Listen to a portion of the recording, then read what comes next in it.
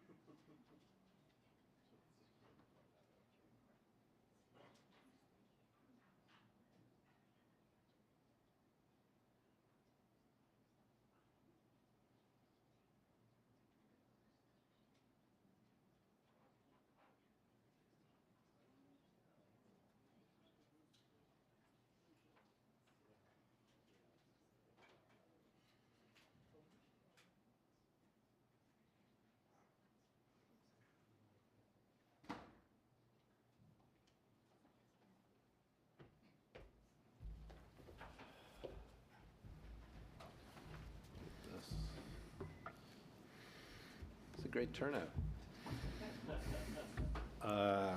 Welcome, everybody. My name is Peter Van Prague. I'm the president of Halifax International Security Forum. It's our 15th year. I'm delighted to see everybody.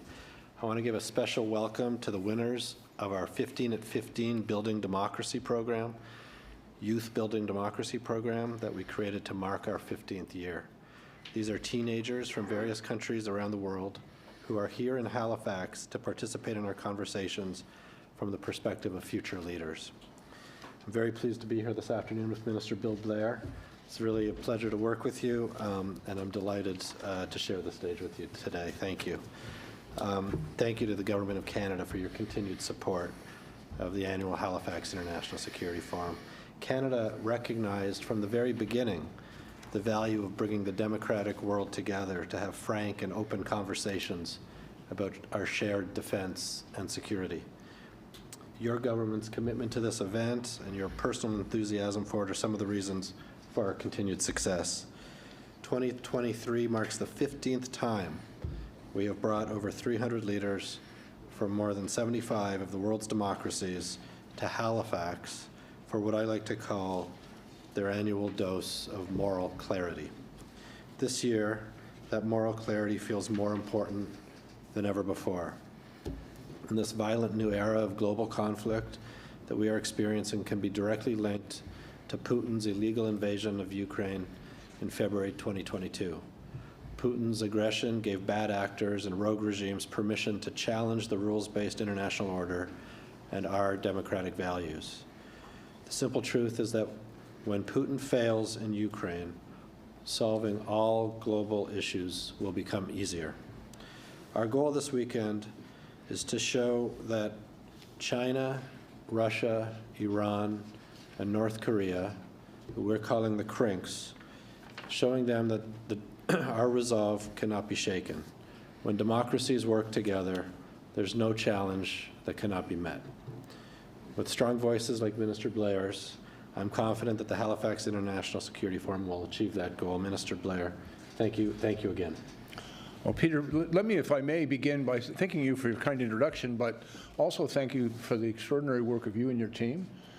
This is an incredibly important forum, and people are traveling from all over the free world, the democracies of the world, and it's an extraordinary gathering. And this is, of course, the 15th annual International Security Forum, and so congratulations on your anniversary as well.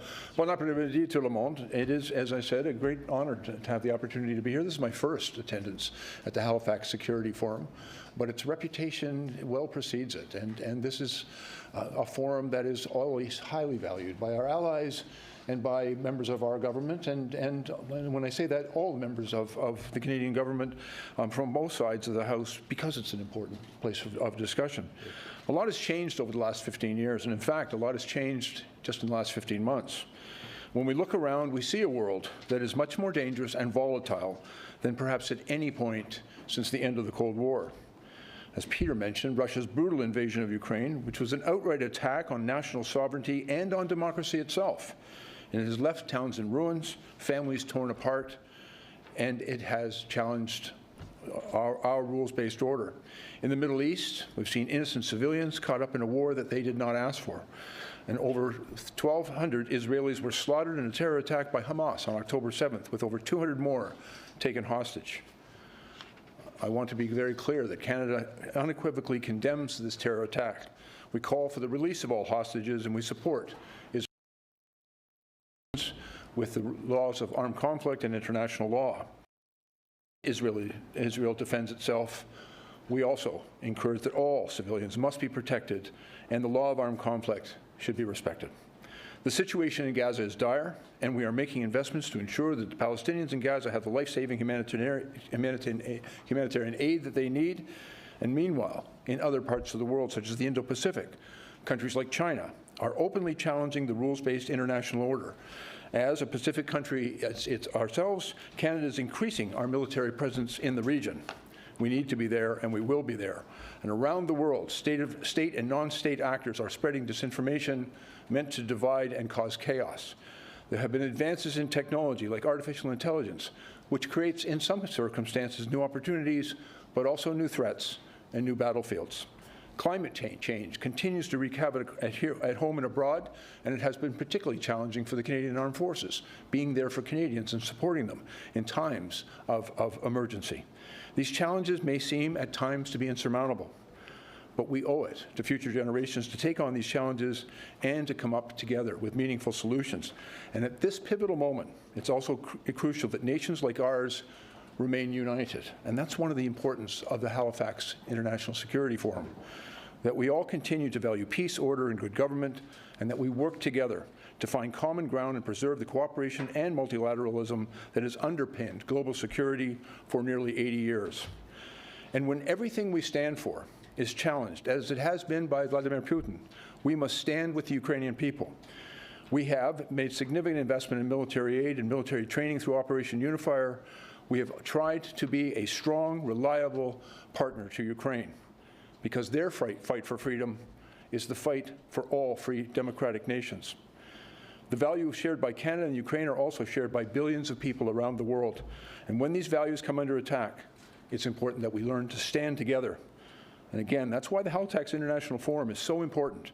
Over the next 3 days, political, military, and industrial leaders from around the world will explore how we can meet the challenges of this increasingly dangerous world. Our conversations must be frank, they must be timely, and they must be comprehensive, because the complex nature of these challenges means that they will not be solved just over the next 72 hours. But the act of sitting together, of discussing them, sends a clear message that in a world full of disruption, we are prepared to stand together and to work together. Again, I'd like to take the opportunity to thank the HFX President, Peter Van Praagh, and everyone involved in organizing this event, including those at HFX and Canada's Department of National Defence. I'd also like to take the opportunity to thank and welcome our allies, partners, and friends who have traveled from across the free world to join us here. Peter, we look forward to the next few days. Thanks to your team for their incredible work when putting on this remarkable conference. And now we're happy to take any questions that you may have. Thank you, Minister. We'll now take questions from media. Please use the 2 microphones that you see behind you. We'll take 1 question and 1 follow-up per outlet. Please state your name and your outlet.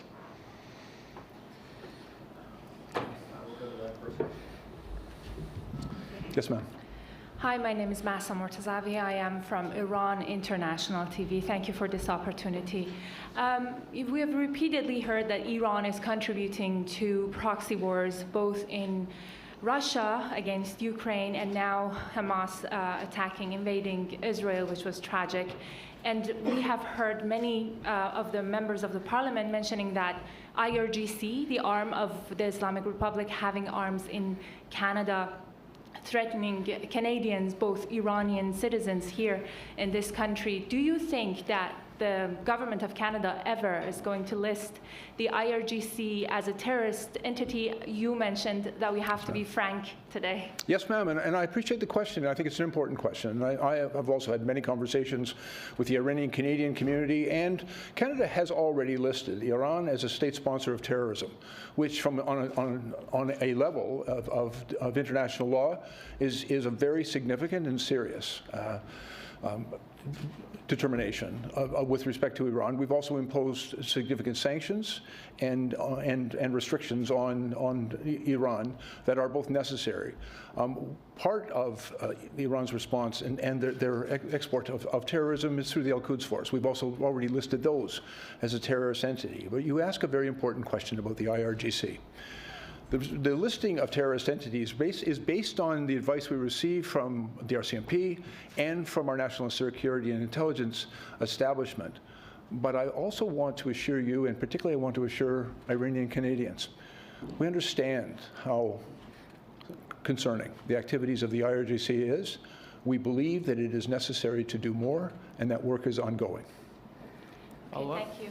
And as a follow-up question, may I ask that the sanctions that you mentioned don't seem to be completely effective towards the individuals who were sanctioned. We have sample of people who are now in Canada who might have been affected by the sanctions. Do we also have the law?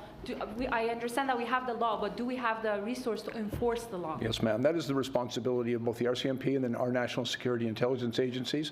They are very much seized with that responsibility, and there are investigations ongoing. I'm not at liberty to discuss those investigations, but I want to assure you that it is a matter that we take with great seriousness. And when we imposed those sanctions, our intention was to place very real and significant limits on the ability to Iran to export terrorism and to support that type of activity around the world.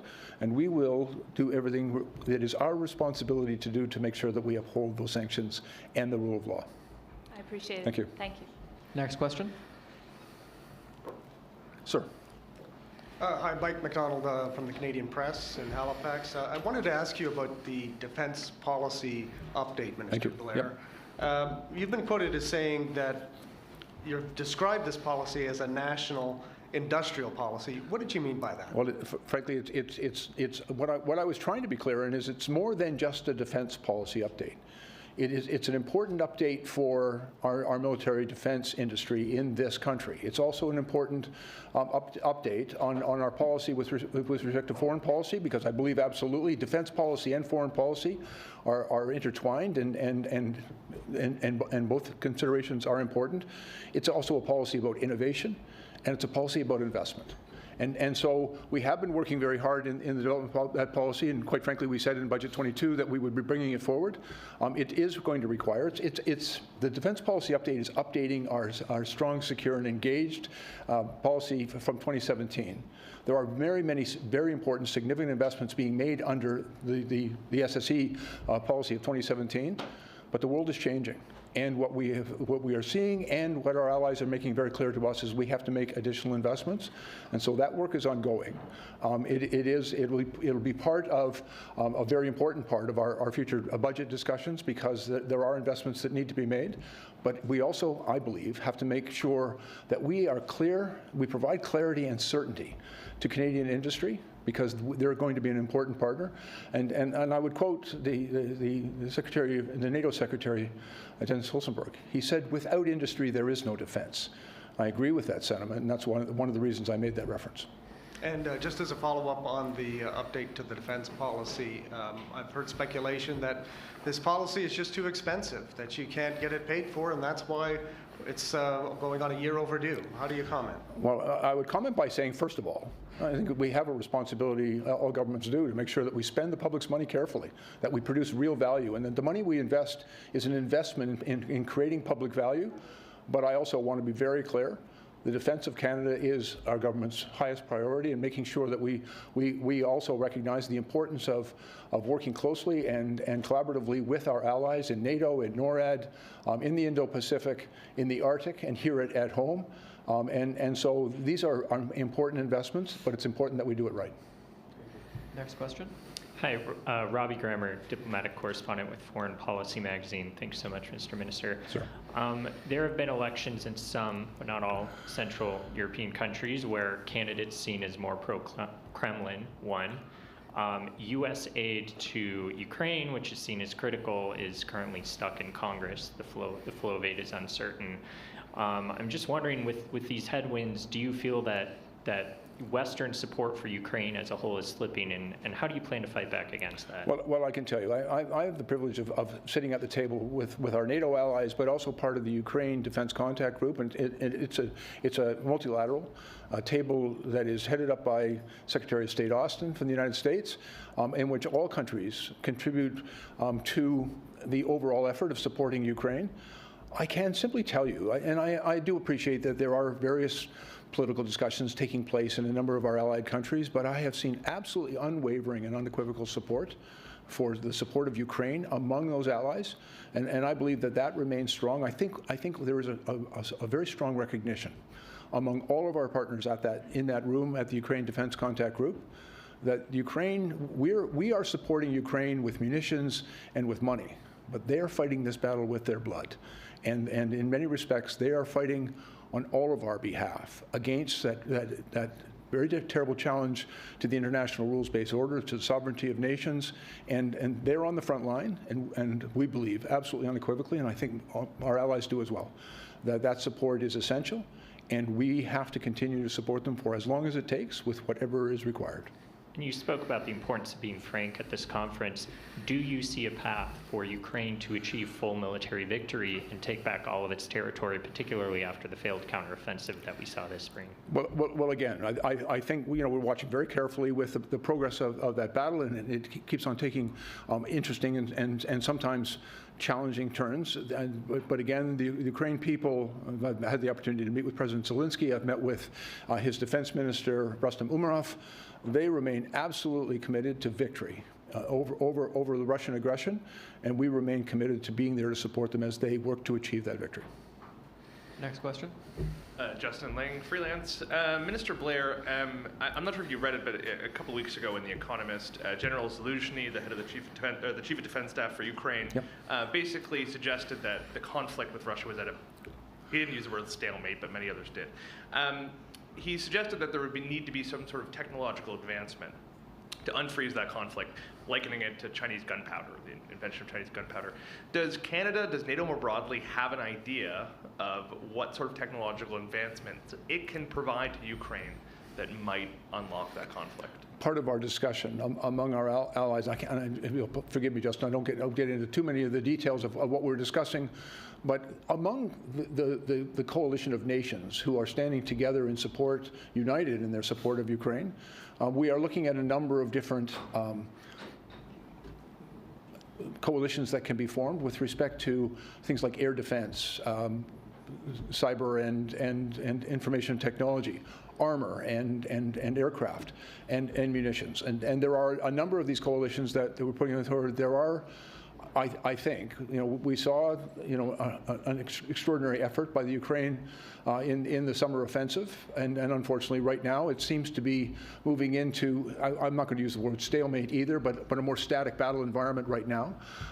It remains to be seen what can unlock that, but we're also seeing the nature of warfare is evolving in a fairly significant way, and even right now in the Ukraine, we've gone back even to trench warfare in many locations, and Canadian Armed Forces have been training Ukrainian soldiers in order to have the skills necessary to do that work.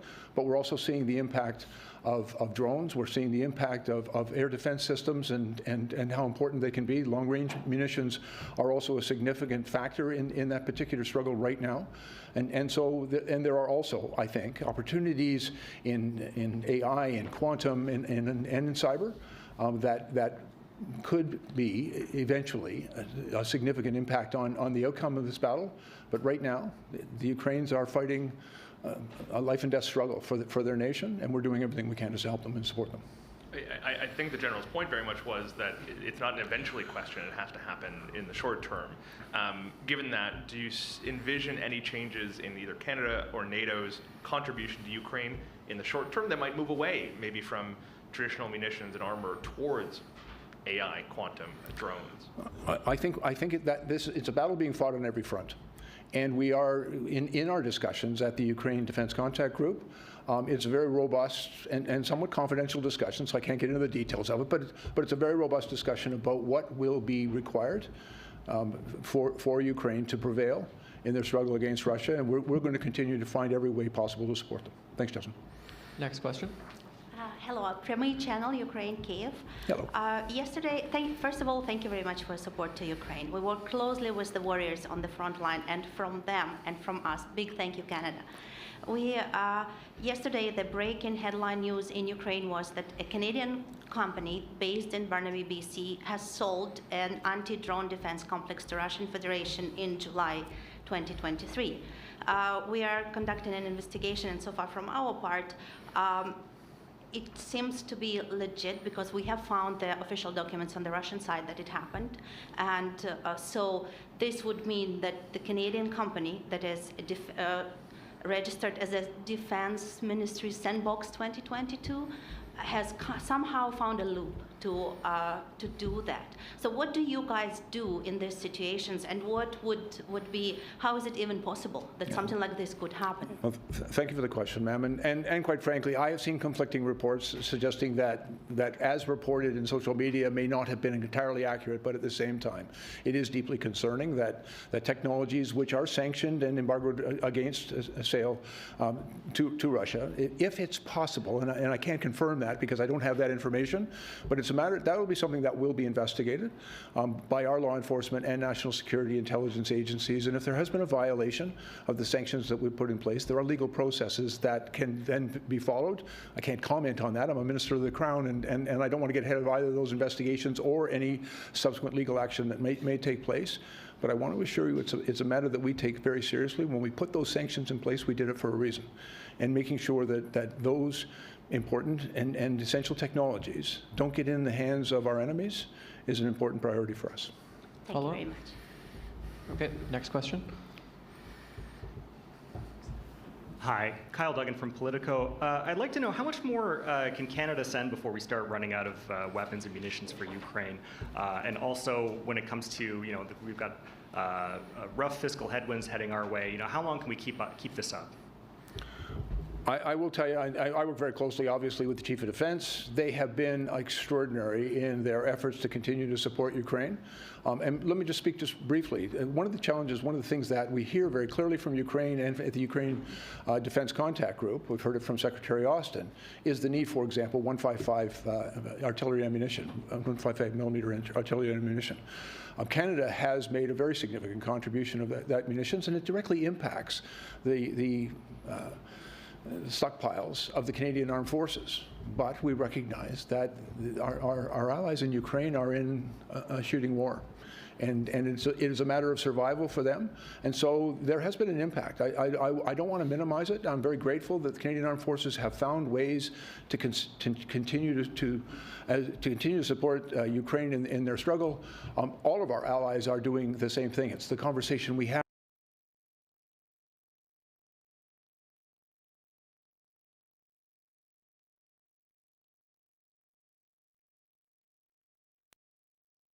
To produce material, armor, and munitions, and we need to see the same type of investment and progress in increasing production here in North America and in Europe.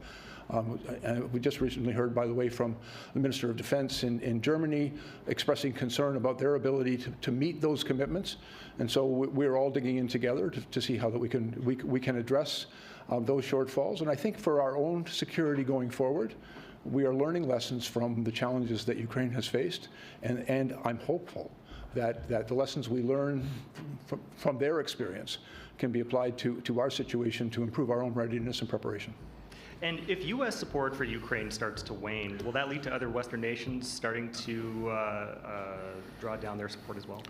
And I would suggest in my conversations with Secretary Austin, I know the Prime Minister's conversations with President Biden, we haven't seen a waning of that interest or that support. The United States has been an incredibly important partner to Ukraine. They have demonstrated, I think, remarkable leadership. As I mentioned, the Ukraine Defense Contact Group is led by Secretary Austin.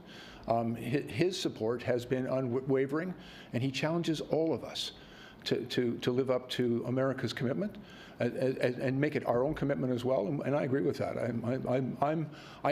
We read the press, and there is always political discussion here in the United States, in Europe, among all our allies. That's I think, the great strength of democracies. We are all democracies here, and that are engaged in this, and we're fighting for democracy. And so that debate and that discussion is perfectly healthy and fine, but I've seen no abatement of the United States' commitment nor Canada's commitment or among our allies to continuing to support Ukraine for as long as it takes with whatever is required. Thank you. Thanks. We'll take this next question and then a final question. Heidi Petracek with Global National. Minister, thank you very much for being here. In the opening comments, you seem to draw a connection between Russia and Ukraine and what's happening there and what's happening in Israel and Gaza and Hamas. I'm wondering how you can make that connection, what specifically you mean if you can draw that roadmap.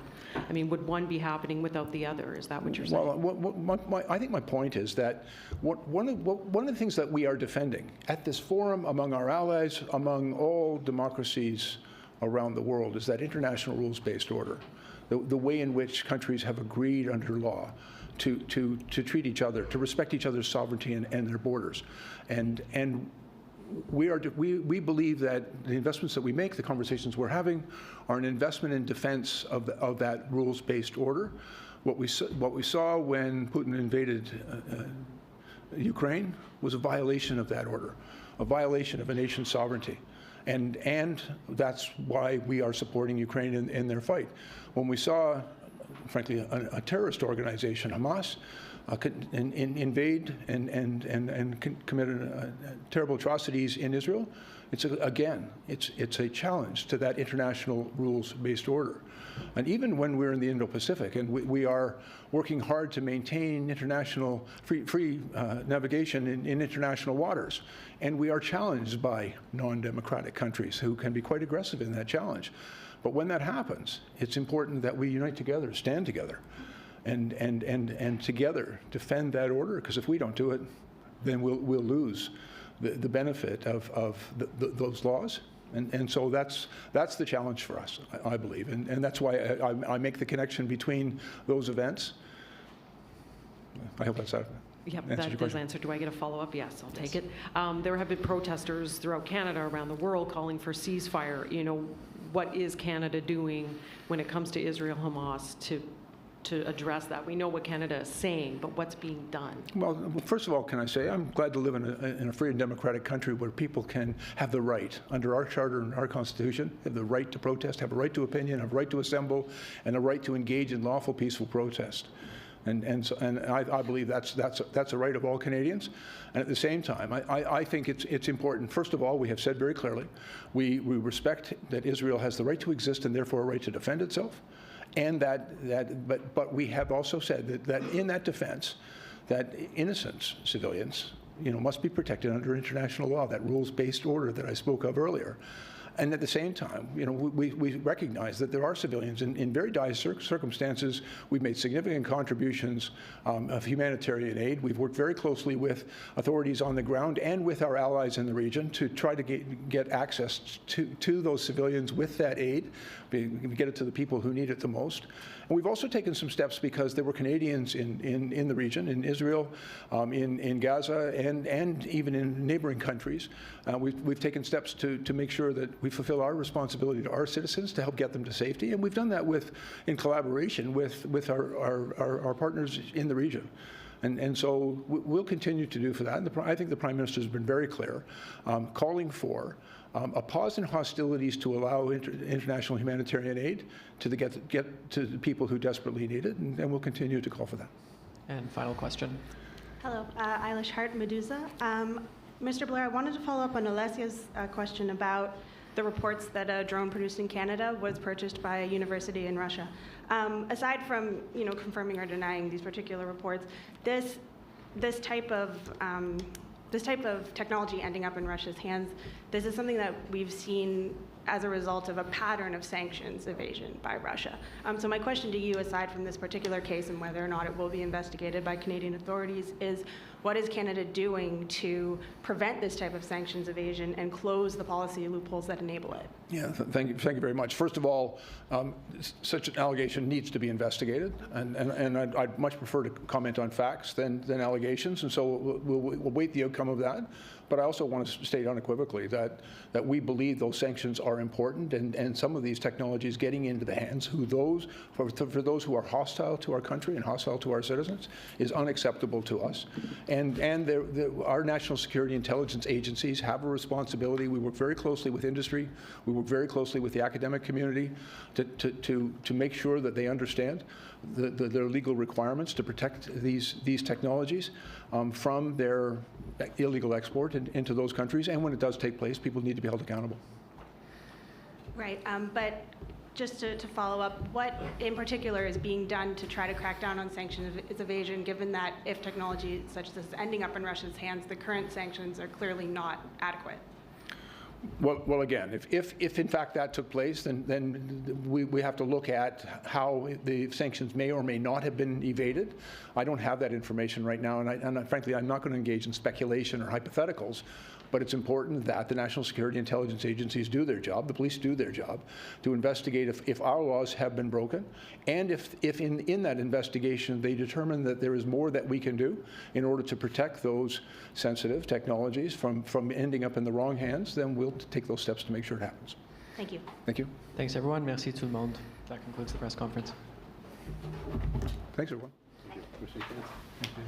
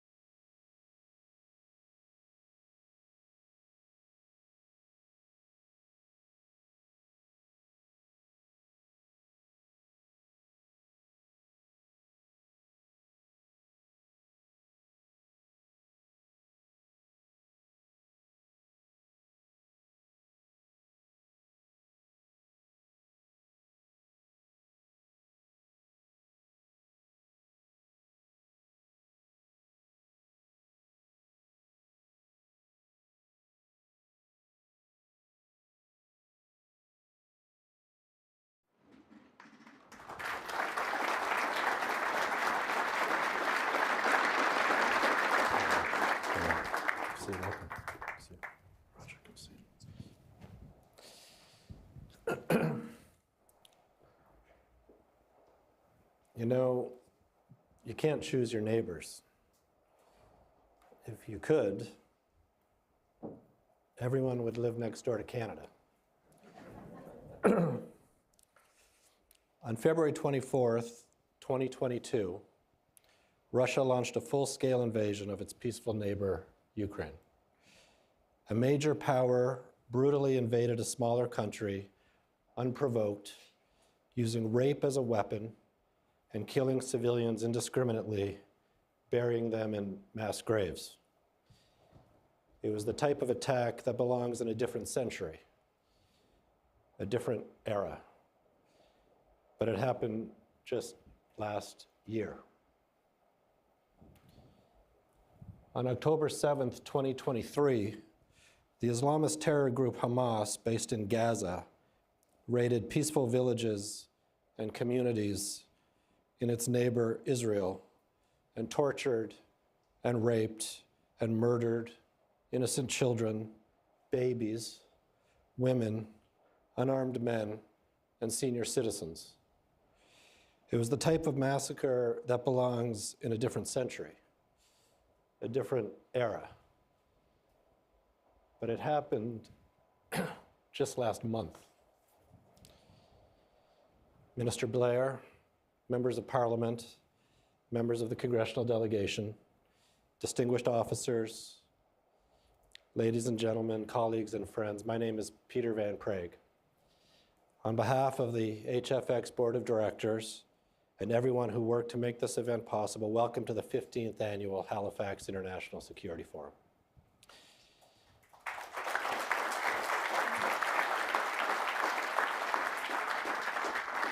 Ladies and gentlemen, Canada has a new Minister of National Defence, and in a few moments, the Honourable Bill Blair will take the podium.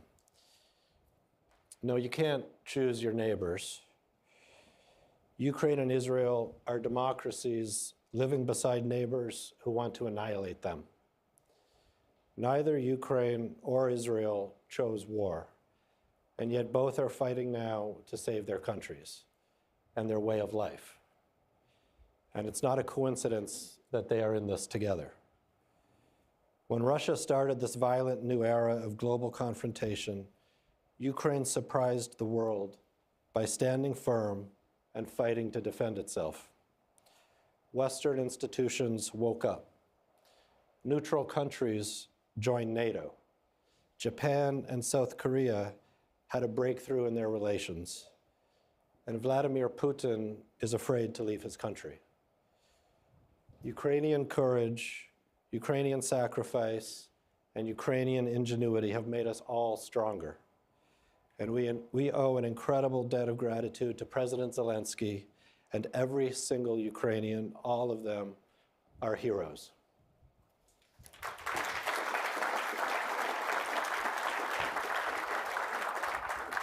If Ukraine had not fought, had Ukraine surrendered, as some European leaders urged President Zelensky to do, the world would be a very different place. Europe would be weaker, NATO would be divided, the United States would be humbled, and Russia and China would be empowered. But that's not what happened. Indeed, Ukraine's fight to save its democracy has been felt from Europe through the Middle East and Africa and all the way to East Asia. Isolating Russia from the international community brought the other authoritarians to Putin's aid. Now China and Russia and Iran and North Korea, we are calling them the crinks, are working to dismantle the global order, the system that did not simply allow Russia to swallow up its neighbor.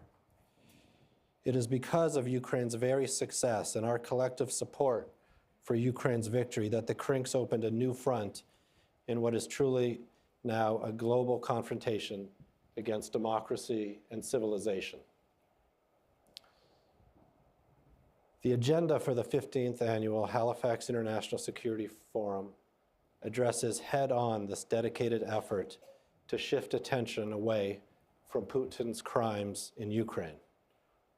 Victory in Ukraine, the phrase that appears in each of the 8 main plenary panels this year, reflects the simple truth that when Putin fails in Ukraine, solving all global issues peacefully will become easier. Issues related to food security, energy security, issues related to maintaining peace and security in East Asia, and yes, issues related to Middle East peace and security all become easier should Putin fail in Ukraine. The opposite is also true.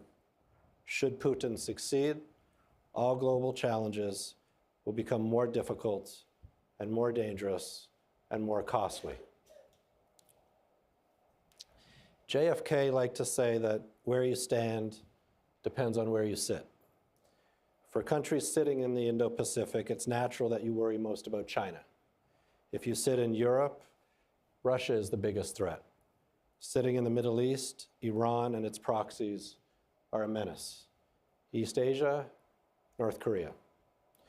If you sit in Washington, D.C., it's China, it's Russia, it's Iran, it's North Korea. The crinks are a global challenge, and it's not easy being the United States of America. And as a community of democracies, it's not fair to depend solely on America's shoulders. But they are big shoulders. And here at Halifax International Security Forum, we are so proud to have with us, for the 15th time, a very strong and significant congressional delegation.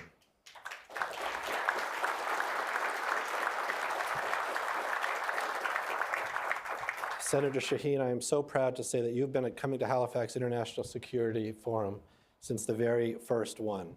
Thank you for your confidence in what we do. Your voice is so important.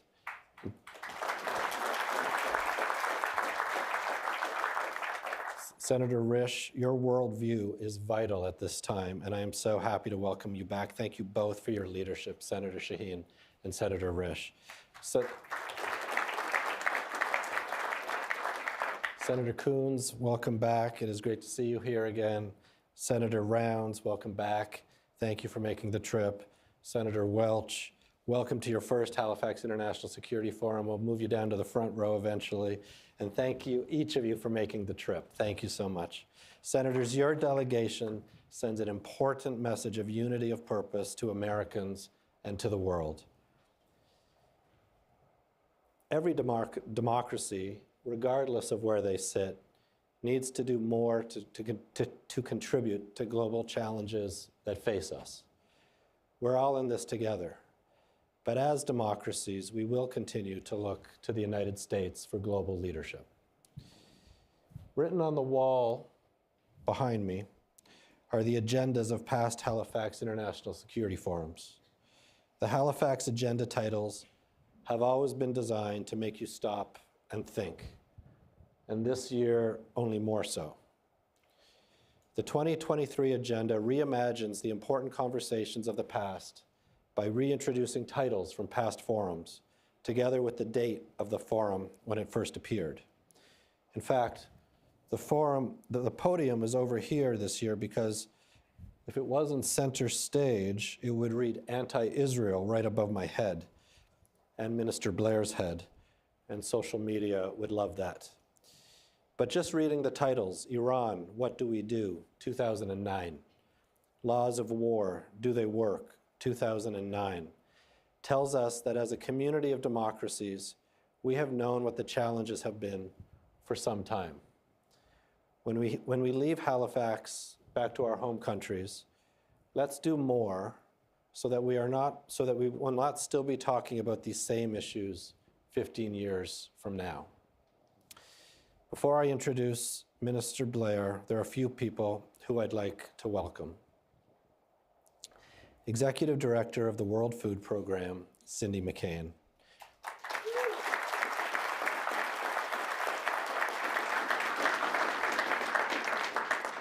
Mrs. McCain, I am proud to say, served on our board of directors before being called to international public service. We are so proud to have your name associated with the work we do. Thank you. Prime Minister Ehud Barak, see you in the room. We all remember when you first came to Halifax in 2010. when you were Minister of Defense. We learned from you then, and we look forward to learning from you tomorrow morning. Thank you for being here.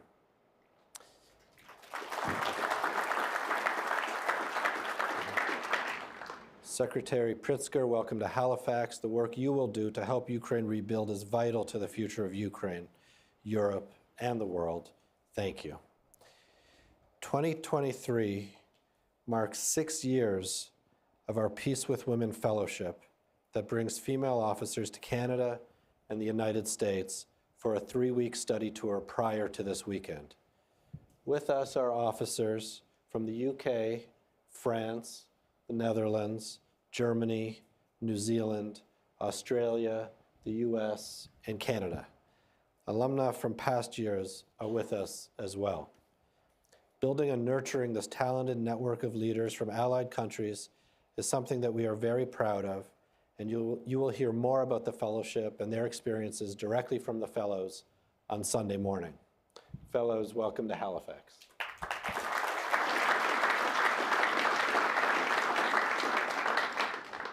To mark our 15th year, HFX launched 15 at 15 Youth Building Democracy, a global contest for 15-year-old students to make a 15-second video about one positive change they want to see in their world 15 years from now.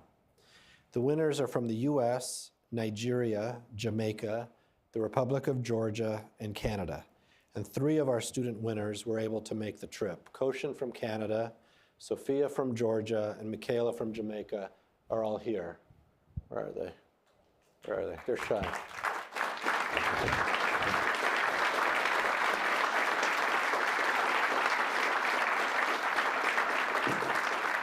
Congratulations, and we'll be watching the videos on Sunday morning.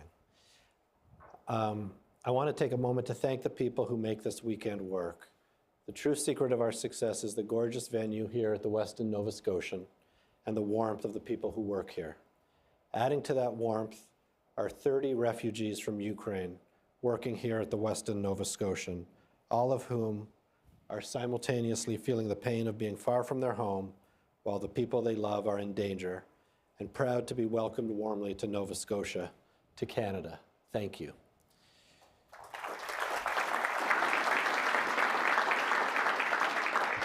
We also have many local volunteers from the Halifax community. They are identifiable by their white lanyards, and I know are looking forward to helping you.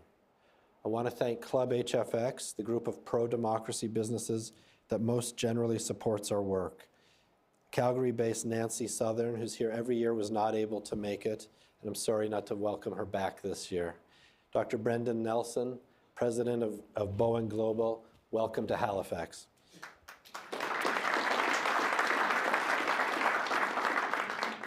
Bill McCaffrey, founder of Calgary-based Meg Energy, who started Club HFX more than 10 years ago, welcome back. And representing Oyak of Turkey is Emre Timurkan. Thank you for being here. Although he can't be here this weekend, I also want to thank Istanbul-based Ahmet Çağlık, chairman of Çağlık Holding, for his steadfast support. Together, Club HFX ensures that the work we do here this weekend and throughout the year will continue. In short, without them, there would be no Halifax International Security Forum. Thank you. Brendan and Emre and senior members of their teams will be identified this weekend, and we have to get them for you. I noticed you don't have it yet, by your gold lobster pin. When you see them, please do take a moment to stop and say thank you for their very generous support. Just like this, thank you for your very generous support.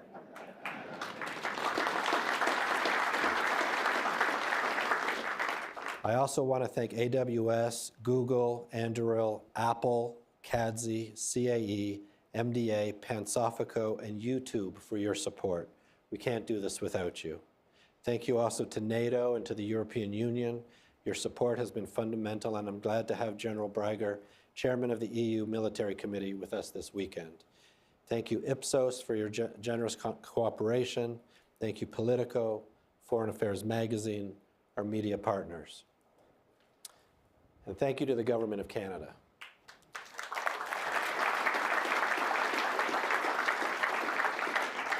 The Department of National Defence, the Canadian Forces, and the Atlantic Canada Opportunities Agency, ACOA, for your enthusiastic support. Literally, we would not be here without you. Deputy Minister of Defense, oh, the Deputy Minister of Defense, Bill Matthews, there you are. Thank you.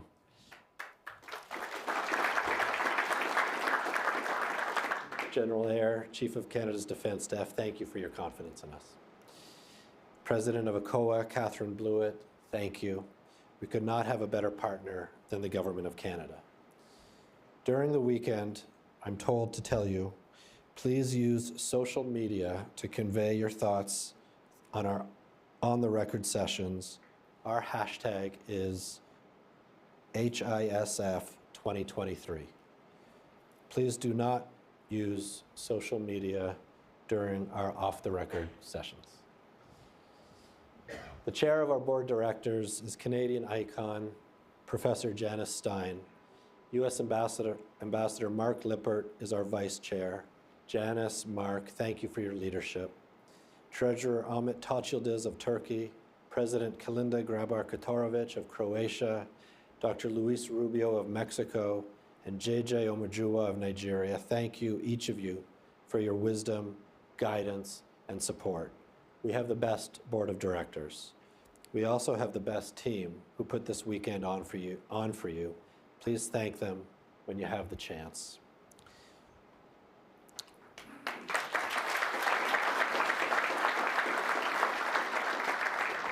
Recognizing who is with us in the room makes us realize who is not with us this year.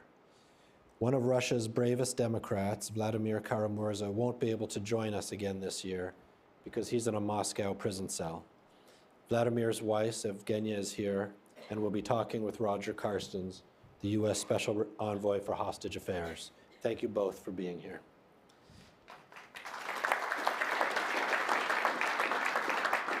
Tomorrow morning, we will again miss having Senator John McCain with us as we award the 2023 John McCain Prize for Leadership in Public Service. Senator McCain's vision of a better future shaped by the world's democracies was the inspiration for starting the forum in 2009, and we miss him. With us this year is Peter MacKay, who, as Canada's Minister of Defence, started this forum in 2009. If there is any question as to why we are in Halifax each November, it is because Peter lives a short drive away. Peter, your friendship means a great deal to me, and your vision for this forum for democracies means a great deal to the whole world. Tragically, Peter and I lost a close friend this year, John McDonnell, who worked with Peter in 2009 and who was one of the forum's founders. Many people here this weekend will miss John being here as well. The attacks on Ukraine and Israel are different in nature, but they are connected. Both test the world's democracies. The tactics used by the crinks in this multi-theater conflict include the weaponization of food, manipulating social media to influence global public opinion, and applying modern technologies for malevolent purposes, and shocking violence against civilians. President Zelensky's inspiring leadership and the courage of the Ukrainian people and the people of Israel, however strong, need the democracies to come together with them to stop this multi-front global attack. But as a community of democracies, it matters how we respond to these tests. Executive Director McCain, seeing you here reminds me of when John sat right there and said famously in November 2016, "We will not torture." It matters how we fight. We have to fight like the better systems that we represent. It might not be fair, but that's the cost of being a civilized democracy in the 21st century. And we will not let the crinks win by dragging us back into a darker era with them. You know, you can't choose your neighbors, but together with your friends who you do choose, the conditions can be created to live side by side and in peace. Ultimately, they have to be. Indeed, there is no challenge that cannot be met when the democracies work together. Thank you. Welcome to Halifax.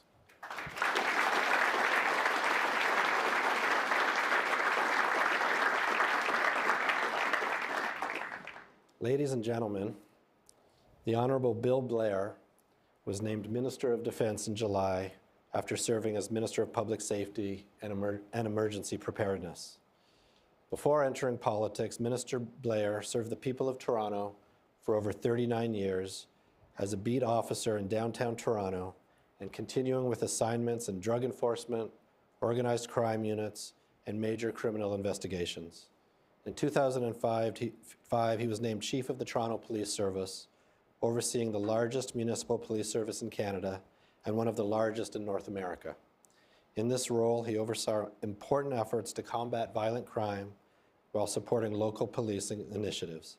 He also served as president of both the Ontario and Canadian Associations of Chiefs of Police.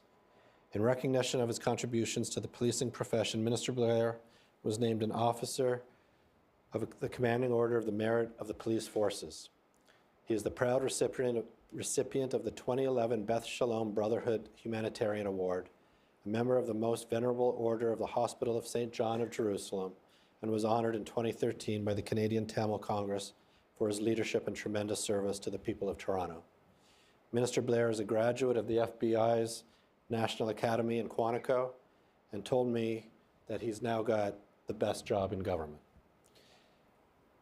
I also want to let you know that thanks to Minister Blair, we have our largest turnout of Canadian members of Parliament, all of whom I welcome warmly.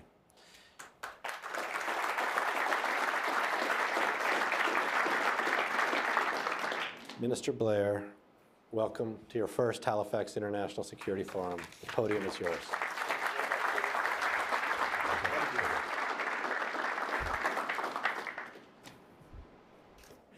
Peter, first of all, thank you for that very kind introduction.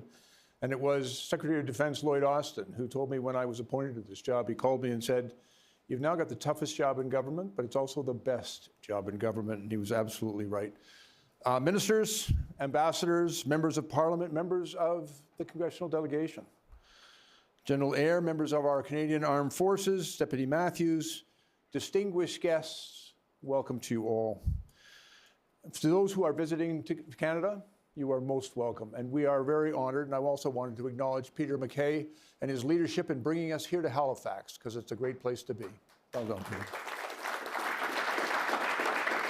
I'm very honored by the opportunity. It truly is a privilege to join Peter as my co-host to welcome you all to the Halifax International Security Forum, which is taking place on the traditional territory of the Mi'kmaq people. And as Peter mentioned, this is my first trip to the Halifax Forum, but I want to assure you all that the reputation of this extraordinary event well precedes it. It's a reputation dating back 15 years as the world's foremost security conference for democracies. Peter, you thanked a lot of people. Allow me the opportunity to say thank you to you.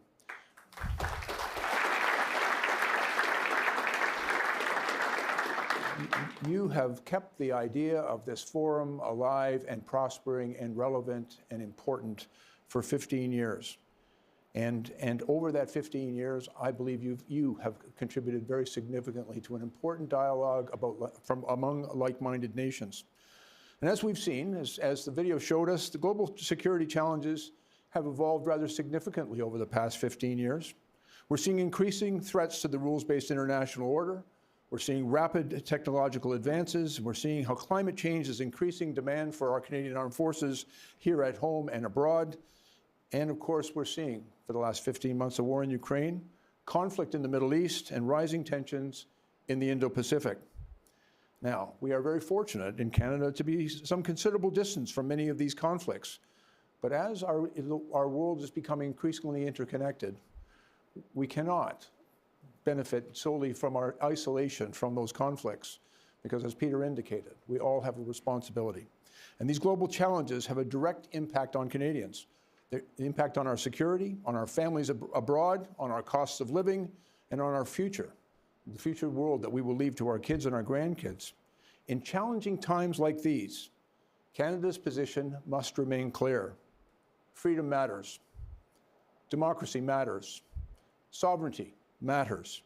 And as the international rule-based order that has kept us safe is being challenged, those rules matter. Freedom must prevail. And for our citizens, we have an obligation to strengthen those rules and to uphold that order. I am convinced that together we can strengthen these international rules that keep us all safe, and we can meet the security challenges of today and of tomorrow. But let's be frank, we have a great deal of work to do. And that requires remarkable alliances like NATO and NORAD. It requires personnel, readiness, and it's going to require significant investment. It requires frank discussion that we have and what we have come to expect here in Halifax as the leading security conference of democracies. A month and a half ago on October 7th, Israel was brutally attacked by the terrorist organization Hamas. Approximately 1,200 Israeli citizens were slaughtered, and over 200 Israeli and foreign nationals were taken hostage, including citizens of many of the countries represented here today. We've all seen the heartbreaking footage from Israel over the last month. Families torn apart, parents who've lost their young children, innocent people kidnapped during a day of celebration. And I want to be very clear. Canada unequivocally condemns this terror attack, and we unwaveringly support Israel's right to defend itself in accordance with international law.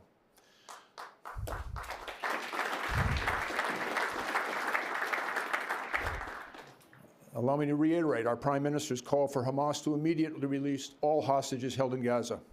And last week, the House of Commons, and as Peter mentioned, many of my parliamentary colleagues from all parties are here today. We unanimously passed a motion calling upon the same effect. The price of justice cannot be the suffering of innocent civilians, and the protections of civilians remains paramount. But Hamas must stop using Palestinian civilians as human shields. And as we've all seen the terrible images of humanitarian situation in Gaza, we are making every effort to provide humanitarian assistance. We reiterate the need to ensure safe and unimpeded access to life-saving humanitarian aid for civilians in Gaza, and that aid can flow safely. Since October of this year, the Canadian Armed Forces, and I want to say thanks, General, have been there to assist Canadians in the region. Our military evacuated over 1,600 Canadians and permanent residents from Israel. And we were also assisted in the evacuation of 360 Canadians from Gaza. And should the regional situation escalate, we are also prepared to evacuate Canadians from Lebanon if that's what's required. Hundreds of Canadian Armed Forces personnel are deployed in the region, and a task force headquarters has been set up in Cyprus. Canada will continue to support a two-state solution so that both Israel and Palestinians can live in a lasting peace. In Ukraine, members of the armed forces of Ukraine continue to fight for Ukraine's freedom in the face of Russia's illegal and unprovoked war. Ukraine did not ask for this war. They did not provoke this war. But Ukraine must win this war.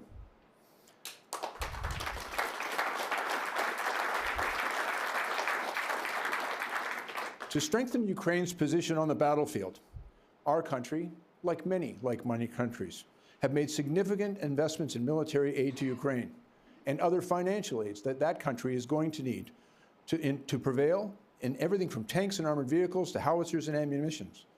We've also been fortunate since 2015 to be involved in an initiative to train Ukraine's military.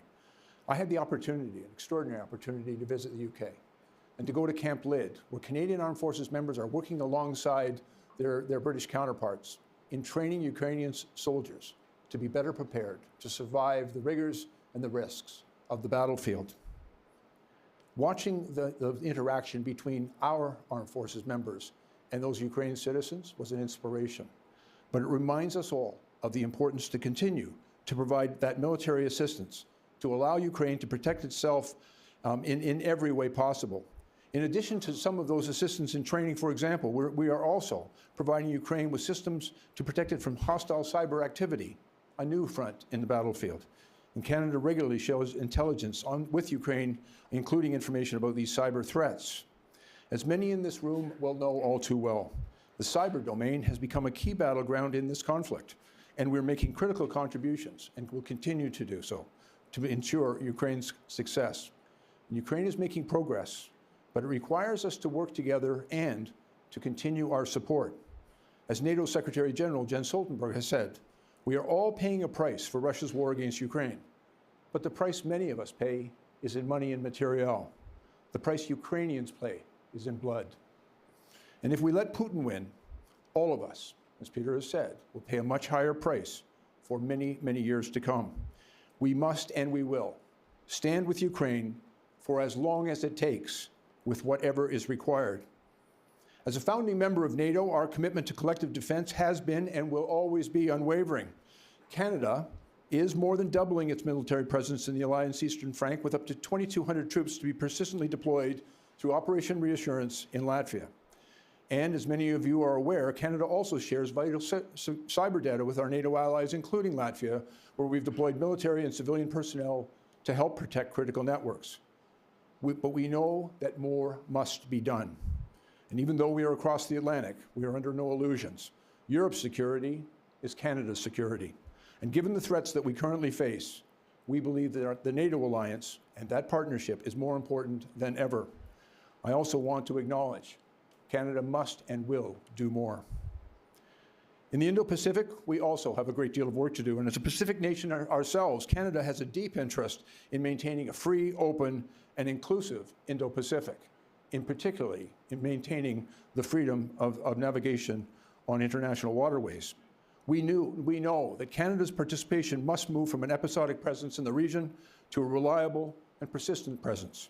And that's exactly why we're deploying more ships, aircraft, and personnel to the region. In 2023, for the very first time, Canada deployed 3 warships into the Indo-Pacific. There, they conducted exercises with our allies and our partners, including the United States, South Korea, Japan, Australia, New Zealand, and others. And I'm proud to say that this additional warship came right here in Halifax. And whether we were monitoring UN sanctions against North Korea or sailing through the international waters of the Taiwan Strait, partnerships matter. And this forum helps build and maintain those partnerships. And as we operate in the Indo-Pacific, Canada will always defend international rules and engage responsibly. We expect others to do the same. Unfortunately, I have to share with you that in the past few weeks, we have seen unsafe aerial intercepts conducted by the People's Republic of China. On October 16th, a Canadian maritime patrol aircraft monitoring United Nations sanctions against North Korea was unsafely intercepted by a Chinese fighter, which came within 5 meters of our aircraft. And only a few weeks later, on October 29th, another Canadian maritime helicopter had 2 unsafe encounters with Chinese aircraft, one of which launched flares directly in front of our helicopter. These actions put everyone at risk, and we have raised our concerns regarding this behavior in the past. We'll continue to do so, and we will continue to be a presence in the region. Our Indo-Pacific strategy is clear. China increasingly disregards international rules and norms. So Canada will continue to challenge China where we believe it is right, and we will cooperate with China when we must to find solutions to global issues. Canada has been clear in its commitment to our partners in the region, and for example, we are contributing to stability in the Korean Peninsula, and since the Korean War, the Canadian Armed Forces have continuously served in Korea through the United Nations Command to promote peace on the peninsula. And today, I'm very pleased to share with you that the Canadian Armed Forces' very own Lieutenant General Derek McCauley has been named the next Deputy Commander of the United Nations Command in the Republic of Korea. He will officially begin his duties shortly, and this is only the second time Canada has the privilege of participating at that level. We believe the Indo-Pacific strategy is central to our own country's security and prosperity, and I want to assure our allies we'll continue to work with all like-minded partners and allies to build freedom, openness, and stability in the region. And here at home, our Arctic sovereignty is being increasingly challenged by Russia and by China. Just 9 months ago, NORAD played a key role when a Chinese high-altitude surveillance balloon violated the sovereignty of our nation and the United States. And it reminds us all of the centrality of NORAD's security to our people. And as President Biden said when he visited Canada this year, NORAD is an incredible symbol of the faith that we have in one another and trust that we place in each other's capabilities. And to the United States congressional delegation joining us today, let me please say very clearly, we deeply value the unparalleled defense relationship between Canada and the United States, including and especially through NORAD. Canada is making generational investments to help modernize our NORAD capabilities. We're investing over $38 billion over the next 2 decades, but we recognize we must do more. We are starting to see these investments take shape. We're developing a new Arctic over-the-horizon radar system with improved threat detection in the north.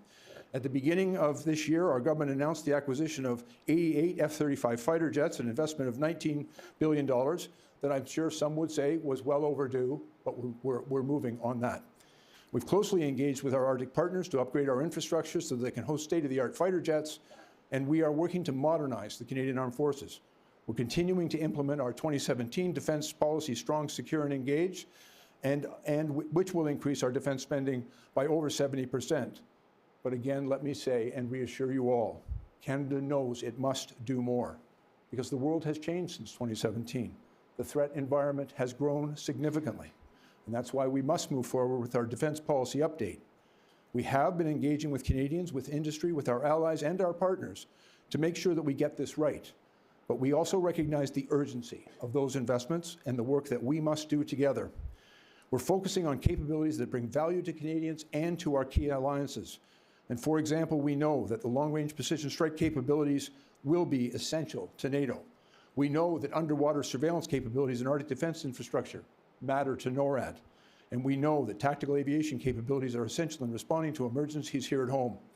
In recent weeks, I've had the opportunity to meet with the aerospace industry, the Canadian Association of Defence and Security Industries, and other industry partners to discuss the defence policy update. I've heard their feedback, and I know that we need to provide you with the clarity and certainty that will enable you to help us. And although we are already investing in major new military capabilities in all domains, again, I will reiterate, additional investments are needed and will occur. We know that we need resources to put behind our aspirations, and as we do all of this, our people remain our #1 priority. And that's exactly why we are implementing Madam Justice Arbour's recommendations to ensure meaningful cultural change in our military. As Canada's Ambassador for Women, Peace and Security, Jacqueline O'Neill, has recently said, while receiving the Vimy Award just last week, diverse groups make better decisions, and when women participate, the outcomes are better. True operational effectiveness occurs when we reduce blind spots on situational awareness. Inclusion matters, respect matters, and we're going to make sure that we create a Canadian Armed Forces that is inclusive and respectful of all men and women who serve. I would like to also, if I may, and Peter's already done this, but I also want to take the opportunity to welcome this year's Peace and Women Fellows, who, as in previous years, take part in this weekend's discussion. Welcome.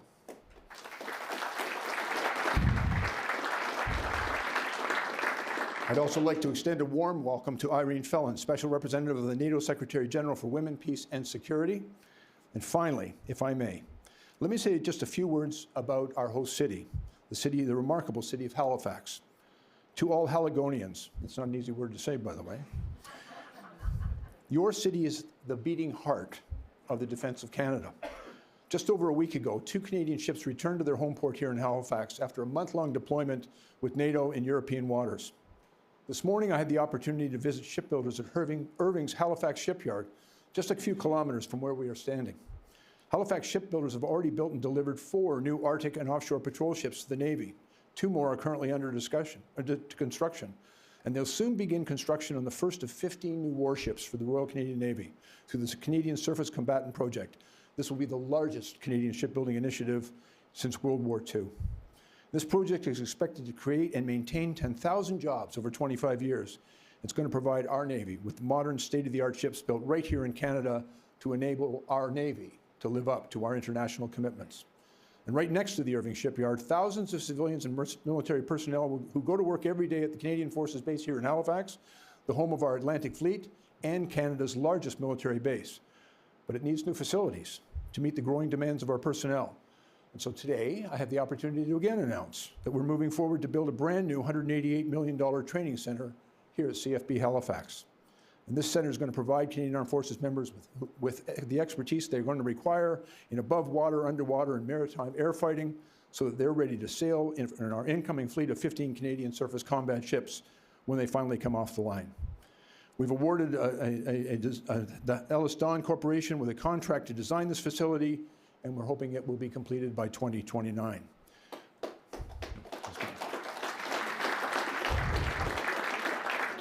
And for those of you who don't know, that was our Halifax area MPs who were applauding him first.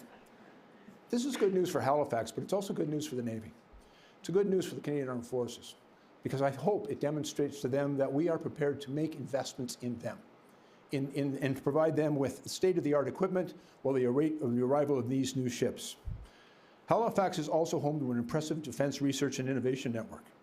It is now the home to Defense Research and Development Agency's Canada's Atlantic facility, which provides world-class expertise in areas like underwater acoustics research.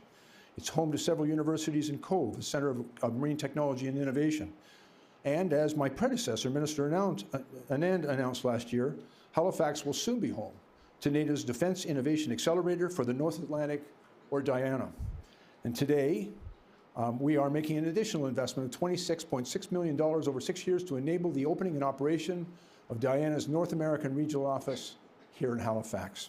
And this investment is going to allow, this investment is going to allow DIANA to open in Halifax by next summer. And it's going to make sure that innovators have the place and the funding required to develop dual-use technologies that will both have civilian and military use. It's good for the Canadian Armed Forces. I hope it's going to be good for all of our efforts. This spring, DIANA launched its first ever competitive call for proposals. Rather proudly, Canada had the second highest number of applications at 211, just a few behind the United States.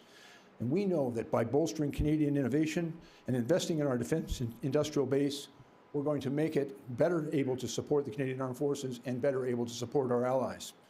And as the nature of conflict changes, we will need to innovate, to adapt across all domains, on sea, on land, in the air, but on cyber and in space. And we need to invest in game-changing technologies like AI and quantum. That's exactly what DIANA is going to do for us here in Halifax. I would take the opportunity to acknowledge Andy Fillmore, who represents the area, for his strong advocacy in getting that here. Canada's proud of being able to support that. We will continue to make major investments here in Halifax and right across the country. And I want to assure you all, Canada understands its responsibility to continue to invest in the Canadian Armed Forces, to make sure it is prepared, resourced, and equipped to do the important job of keeping our country safe.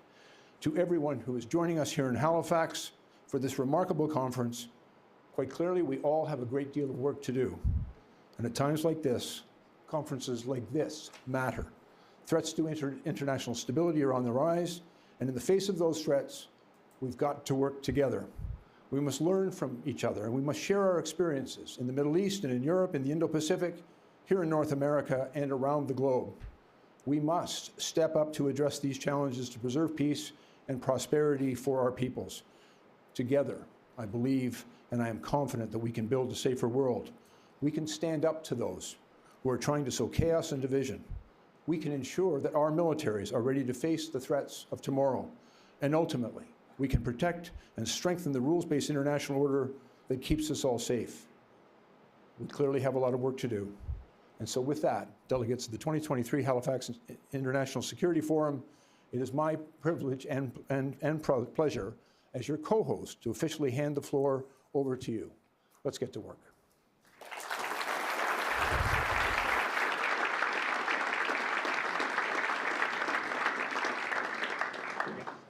Ladies and gentlemen, this concludes our session. Please.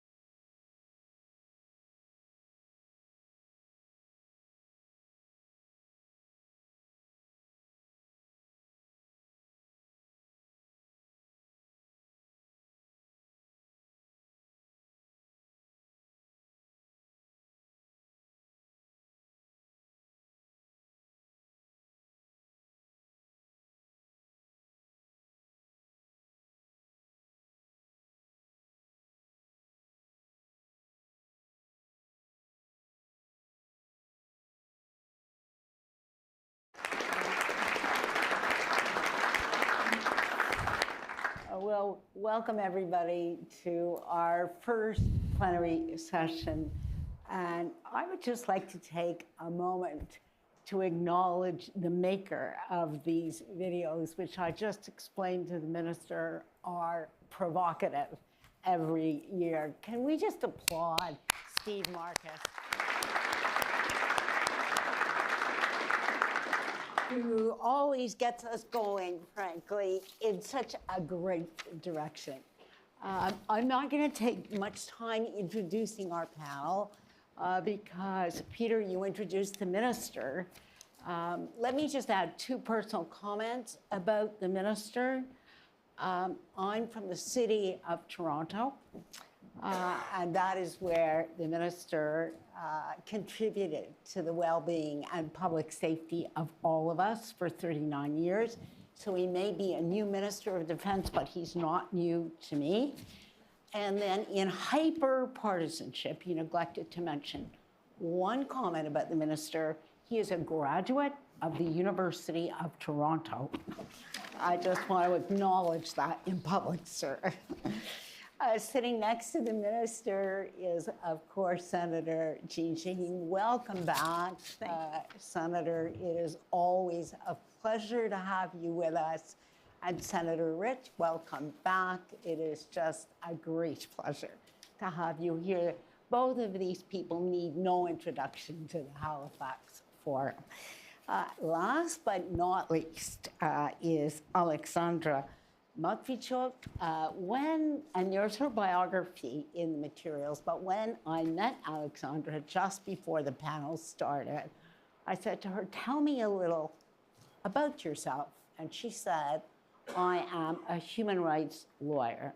What she neglected to mention is that the organization that she founded and currently heads received the Nobel Prize for Peace last year.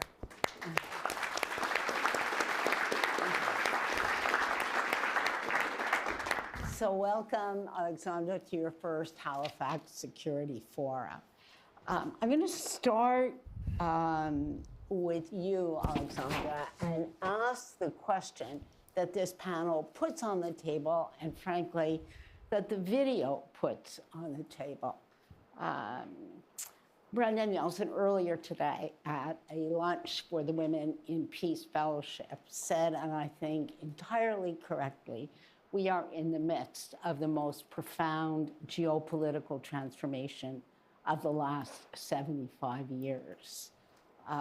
The picture of our institutions under strain, not fit for purpose in some ways for the challenges that we face, makes what is happening in Ukraine and the connection between the war in Ukraine, because that is really what the video argues and what you argued, Peter, the connection of how this war goes to so much else that is happening, to the other wars, to the nature of our institution, and to our capacity genuinely to provide security as we move forward. Alexandra, why is this war so important, not only to Ukrainians, but to others as well? When large-scale invasion started, not just Putin, but also our partners thought that Ukraine had no chance to resist because Russia is so enormous opposing power. Russia was 11th economy in the world, had a much greater military potential and much bigger population. But soon it became obvious that people fighting for their freedom and their human dignity with support of international community are stronger than even the second army in the world. So my first thesis is we can win this war. And second, this victory is essential not just for Ukraine, because it's not just a war between two states. This is a war between two systems, authoritarianism and democracy. And with this war, Putin tried to convince the entire world that democracy and freedom are fake values, because they couldn't protect anyone in the war. Putin tried to convince the entire world that country with a strong military potential and nuclear weapons can break international order, can dictate its rules to entire international community, and even forcibly change the internationally recognized borders. And if Putin succeeds, it will encourage others, authoritarian leaders in the world, to do the same. And that is why the good policy and support of Ukraine is the best policy towards China, Iran, and other authoritarian regimes in the world. And my second thesis is the world needs Ukrainian victory, because only spread of freedom make our world safer. Senator Rich, help us connect the dots across the set of issues that we've put on the agenda now between Ukraine, wars in the Middle East, a very troubling security situation in East Asia. Draw the threads for us. Yeah, you know, that is a good question of something that's been on my mind since this last forum a year ago, but it's been developing over a period of time. And that is that the connection between, the new name is the Crinks. I've always called them the no-goodniks. This group of people that share common values, or lack of values, which are very different than the democracies. These people are coming together more. There's much more of a connection between them. We see an unabashed holding of hands by these people. Probably one of the poster children for that is every time that something happens, there's Ukrainian drones show up. Excuse me, not Ukrainian drones, Iranian drones show up that have been manufactured by the Iranians, who figured they're cheap and they're a good way to wage war, and they always show up whenever we have troubles. So I think this is something that's going to continue. I think as we go on, more and more we as democracies are going to come together. We've been together quite well for since World War II, but I think the bad guys are going to come together. And they're unashamed of it. And so I think that is our challenge. These things are all connected. You know, what's going on in Israel right now, we keep talking about Hamas. Look, this is Iran. Whether it's Hamas, Hezbollah, or the Houthis, or any one of a dozen more of the groups that Iran funds and encourages, this is all Iran. If you took Iran out of the Middle East, the place would be a paradise. The people would vacation there. It would be a wonderful spot. But Iran is the problem. The Arab states, I think over the years, recent years, have decided they don't want to live like what they had been living like before, and they're trying to move forward. This attack was started, in my mind, I have no doubt, because everybody knew how close Saudi and Israel was getting to normalize relationships. Iran can't stand that. That is one of the final nails in the coffin for Iran, and I think that they pulled the trigger on this. Senator Shaheen, there's nobody with longer experience in the Senate, attuned, in a sense, across the aisle to the security challenges. What more should we be doing for Ukraine, and what more can we do for Ukraine as the war continues? Well, one of the next things we need to do in Congress is to get this supplemental bill of support through that funds, not only provides funding for Ukraine, but for Israel, for the Indo-Pacific, and addresses some issues that we have in the United States with our border. So that's the next step. I think it's very important. And you know, one of the things that I think I agree with Jim and Alexandra in terms of why this is such a critical case for us to make and why it's so important to U.S. national security. But one of the things that we also have to remember as we're looking at the courage of the Ukrainian people is what a difference the fight has made for some of the challenges that we have. So it's brought together a stronger NATO in ways that Putin never thought would happen as the result of this war. He thought he was going to fracture the Allies, and instead he's brought us closer together. It's degraded the Russian army in ways that nobody thought. Remember when the war started, everybody thought, well, Kyiv's going to fall in 72 hours.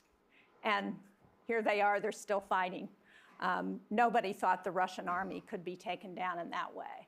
And it's opened up, first of all, a recognition of how important the Black Sea is for those grain shipments that are so important, as Cindy McCain will tell us, to not just Ukraine, but to the rest of the world that depends on that grain. And look at what's happening now in that region.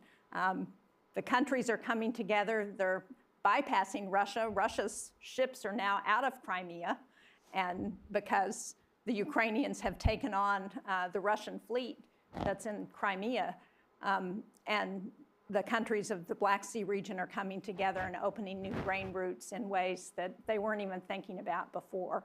So there is a whole lot at stake.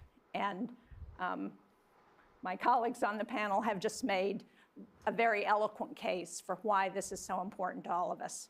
Senator Sheen, one quick follow-up before I go to our minister. Are you optimistic that the supplemental will pass Congress within a reasonable time? Let's put it that way. I am. I think there's a lot of bipartisan support in Congress to get this done. And as we had the Estonian Prime Minister meeting with some of us earlier this week, Prime Minister Kallas, and we were talking about the challenges, and she said, well, we have to remind people that democracy is messy. It's not like we've got Vladimir Putin who can say, I'm going to fund this at this level, and you guys can't say anything about it, or President Xi, or the Iranians. This is a democracy, and people have to be heard. They have to talk about their concerns. They have to be addressed. But I'm confident that in the end, we're going to get this done, because failure is not an option. We cannot let Vladimir Putin and the crinks, or what'd you call them? The no-goodniks. The no-goodniks. No-goodniks. We cannot let them win. And if Russia is successful, if Hamas is successful, they win. So we've got to make sure that we get this done, and we've got to continue to keep together the transatlantic alliance and the allies who are fighting so hard. On a bipartisan supporting basis. this, yes, on a bipartisan basis. I want to agree with my colleague. I have every confidence we're going to get this done. And things don't happen instantly in a free democratic society. You debate it, and then you get to the vote and what have you.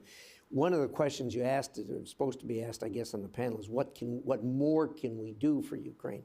In a very simple answer, I'd say probably the strongest weapon we have today is talk and rhetoric.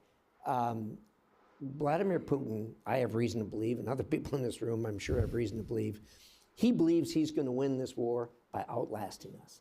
That's what he believes. They watch very, very closely to every word that's uttered in the United States and Canada and with our other allies by the dissenters, not by the vast majority of people who support this, but by the dissenters. They watch that very closely to see what kind of legs that's getting, because that way they can gauge how long the war is going to go on. They believe we need to outlast them. Now, I know the minister as a can-do leader who is impatient to get things done while recognizing that we are a democracy and process matters. But this minister is really committed to moving things forward. Minister, what do you think we need to do to support Ukraine? What more do we need to do, and what can we get done, both in Canada, but as an alliance? Well, thank you, Janice. Allow me just to share a little bit of frustration. One of the things I think we thought, hopefully, that because the war in Ukraine went on for a long time, and I think that we had hoped that this was going to degrade Russia's ability to make war, and perhaps that would assist us in other theaters, in the Baltics, in other areas regions of concern. And yet we have seen, because democracy is messy, and dictatorships are sometimes can get things done faster. And what we have seen, a very significant reconstitution of Russia's ability to build both armor and munitions at an accelerated pace. And what we're also seeing across our alliance, because we are democracies, and we have bilateral discussion and open debate about things, but we have not been as agile and not been as quick in responding to an overwhelming and obvious need, for example, for artillery munitions and for armor. And I've had the privilege of being in the room with President Zelensky and with Minister Umrov and with all of our colleagues in a table that's led by Secretary Austin, the Ukraine Defense Contact Group. The commitment around that table is unwavering. It's really remarkable. It's inspiring. And everybody is, like, in many cases, our backs are a bit to the wall at home, and we're being pushed. But everybody recognizes that the support for Ukraine is essential, and that we can't afford to let Ukraine lose, and we've got to be there to support them. But one of the things that I think we need to discuss as well, because I've heard it very clearly from the Ukrainians, and it's really important to listen to them. They're the ones on the front line. They're the ones fighting this war. And they've said that they're always grateful for any support that we can provide. But they need to be able to plan, and they need predictability of that funding. And I know that's what is now before your House, a little bit more certainty and longer-term commitment of funding so that Ukraine can do that planning. I think that we need the same level of bipartisan support within our own government. It's an important discussion. It is always challenging. In my country, the Canadian Armed Forces is in desperate need of reconstitution and resources and equipment, and we're committed to doing that. But where I'm asking them very often to make sacrifices, to give up part of their own reserves and stockpiles to share with Ukraine, and it's necessary for us to do that. But I think we have to move back. We have to move beyond just raiding the cupboard in all of our stockpiles and reserves, and from our own military forces. We've got to find ways to actually solve the munitions issue, and work more collaboratively together. There's an urgency to it. And sometimes I'm struck by, not everybody seems to understand or share that urgency, but maybe it is my age, but I'm a little impatient. No, good. It's good to hear the impatience, frankly. And I think what the minister is putting on the table is procurement, but even more important than procurement, industrial capacity, shared industrial capacity at a time when demand is very high and supply is not, and that's a cross-alliance problem. Alexandra, what does Ukraine need? You made a comment to me earlier. What does Ukraine need? When large-scale invasion started, the democratic countries told, let's help Ukraine not to fail. And Ukraine obtained first weapons to be able to defend ourselves. And first real sanctions against Russia were introduced into force. And we are extremely grateful because it helped us to survive. But this narrative is also a reason why we were waiting for first modern tanks for more than 1 year. Why we had to start counteroffensive action without 0 modern fighter planes and still waiting for them. Because we have to define our goal properly. Let's help Ukraine to win.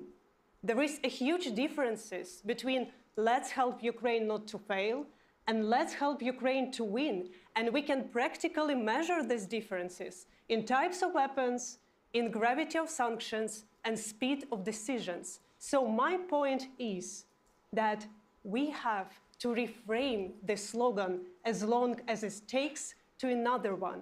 As long as Russia will be defeated in Ukraine and Ukraine will win. Here.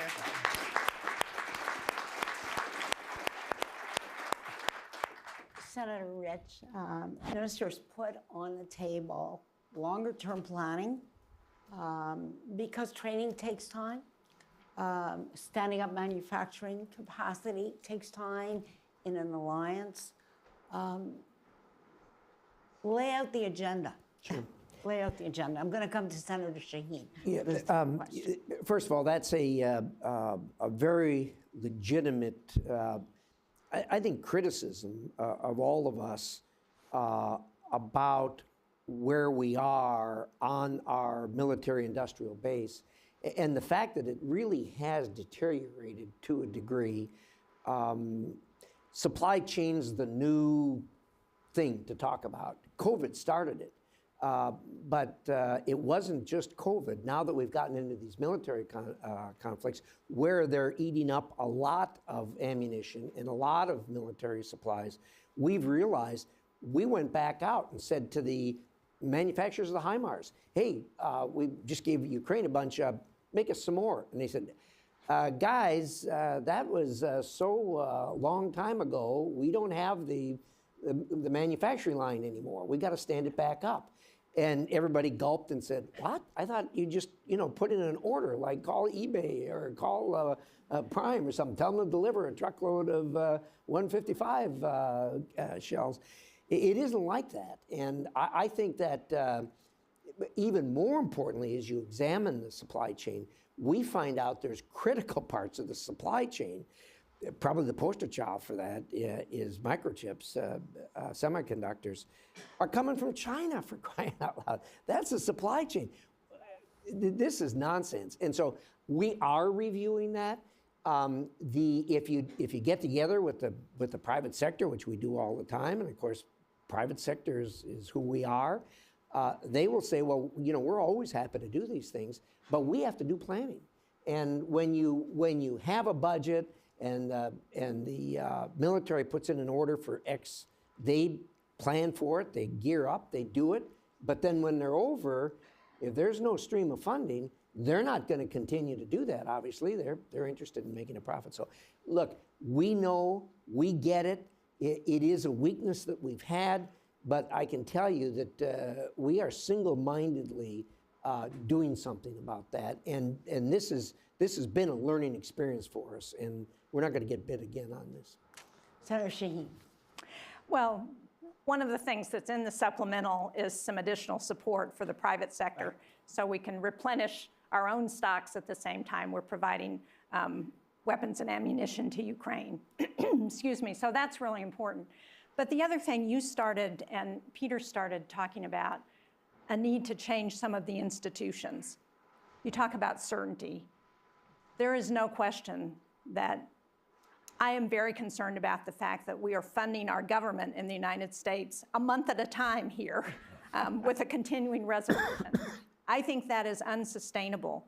And I think we've got to look at some of the rules that we have in our own Congress about how we do things in order to provide some greater certainty and to address some of those concerns. We need to have multiple voices represented, but we can't let a very small group of individuals drive decision-making in ways that affect the entire country. And we're seeing that happen in our own Congress to some extent, and it's something that we need to address. I'm going to go to the minister, but just to tell the rest of you, after that we'll go to you. I think there are mics in the room, so if you put up your hand, we'll make sure that a mic comes to you. And if when you ask a question, you just introduce yourself. Minister, how do we extend the range here, improve the capacity of the alliance to plan over time? Because I think there would probably be consensus in this room. These challenges are not going away. If anything, they're deepening. Yeah, if I may make just two observations. First of all, we take great pride in that we have freedom and we are democracies. But I think our enemies think of those as weaknesses, not our strengths. And I think we've got to think about how we organize ourselves in our freedoms and in our democracies to make them strengths again. Because if we want to promote democracy and freedom around the world, I think we've got to be able to show that it can be resilient and can stand up to these challenges. So I think that's the first step. One of the things I'll just simply share with you, at the Ukraine Defense Contact Group, there's probably 40 countries at the table. And we all recognize that each of us have strengths and weaknesses. And so actually it's under the leadership of Secretary Austin. he's got us organizing ourselves into various coalitions. And so issues around munitions and armor and air defense and flight training and countries that have that believe that they have strength in those areas are joining those coalitions. And I think that's an extraordinary and thoughtful way to approach this, because we can't be all things. And I think we have to, our unity, our ability to come together and to collaborate together and Ukraine provides us with unity of purpose. And you mentioned earlier, Senator, that Putin, I think, had intended to weaken the NATO alliance. I see a remarkable strength there and a coming together, and we've seen new members joining, and there's, I think, a real sense of urgency of making that alliance relevant and functional again. And I think there's a lot of different approaches, and I might suggest, those coalitions of the willing and the able together are part of the way we can make the difference. And leadership counts. And I would also, again, I'm going to acknowledge Secretary Austin, I think, brings a lot of that leadership. We're also inspired by the leadership we've seen in Ukraine. We're seeing that type of leadership at NATO and even all around the table. Some of my NATO colleagues, I believe, are in the room. I think they would share with you as well that there is remarkable strength in that room, in that unity of purpose that we see there. I think that's our path to getting this right. And one of the things that Senator Risch talked about was our adversaries coming together, the crinks coming together. But what we have are allies in a way. So you talk about 40 to 50 people around that table versus the 4 nations that are supporting each other with the autocracies. So we've got numbers on our side. We need to take advantage of them. So we're hearing from this panel that war has unexpected consequences, some terrible ones, but some good ones as we strengthen our alliance. So first question goes to Prime Minister Barak. Do we have a microphone down here? Great, right in the front. I assume that... 1 minute, we're just going to get you a mic. Okay, there you go. I assume that all of us here agree that we all wish Ukraine to win. Probably many of us want to see Putin defeated. I'm not sure that that's exactly the same.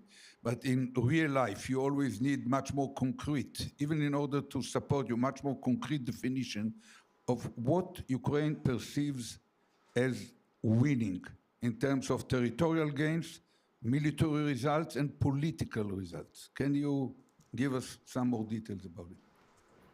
It's a good question.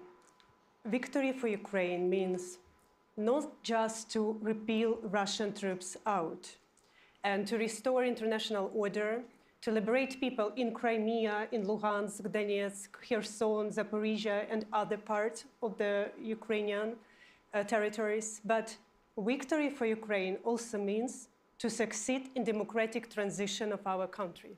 Because this war started not in February 2022. This war started in February 2014, when Ukraine obtained a chance for democratic transition after the collapse of the authoritarian regime due to Revolution of Dignity. And in order to stop us on this way, Putin started this war. Putin occupied Crimea, part of Lugansk Donetsk region, and last year extended this war to the large-scale invasion. Because Putin is not afraid of NATO. Putin is afraid of the idea of freedom, which came closer to Russian border. And in this war, we are fighting for a freedom in all senses, for a freedom to have independent country and not to become a Russian colony, for a freedom to preserve our identity and not to be forced to educate our children as Russians, and for a freedom to have our democratic choice, like a chance to build a country where the rights of everybody are protected, government is accountable, judiciary is independent, and police do not beat students who are peacefully demonstrating on Maidan Square. I'm sure that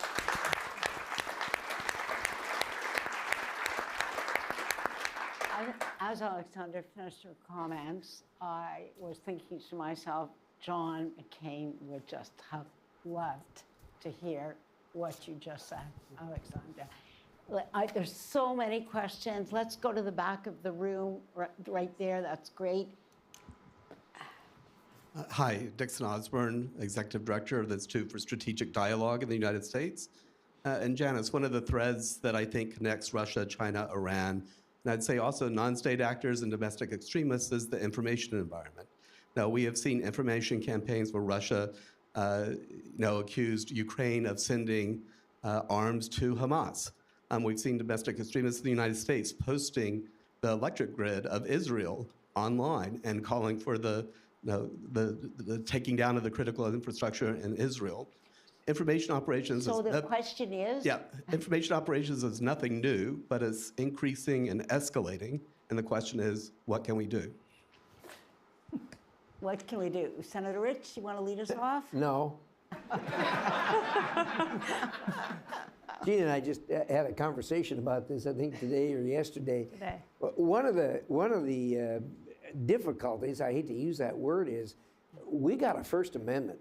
People can say whatever they want to say, and where this conversation started is the letter to America is making the rounds. Everybody know what I'm talking about?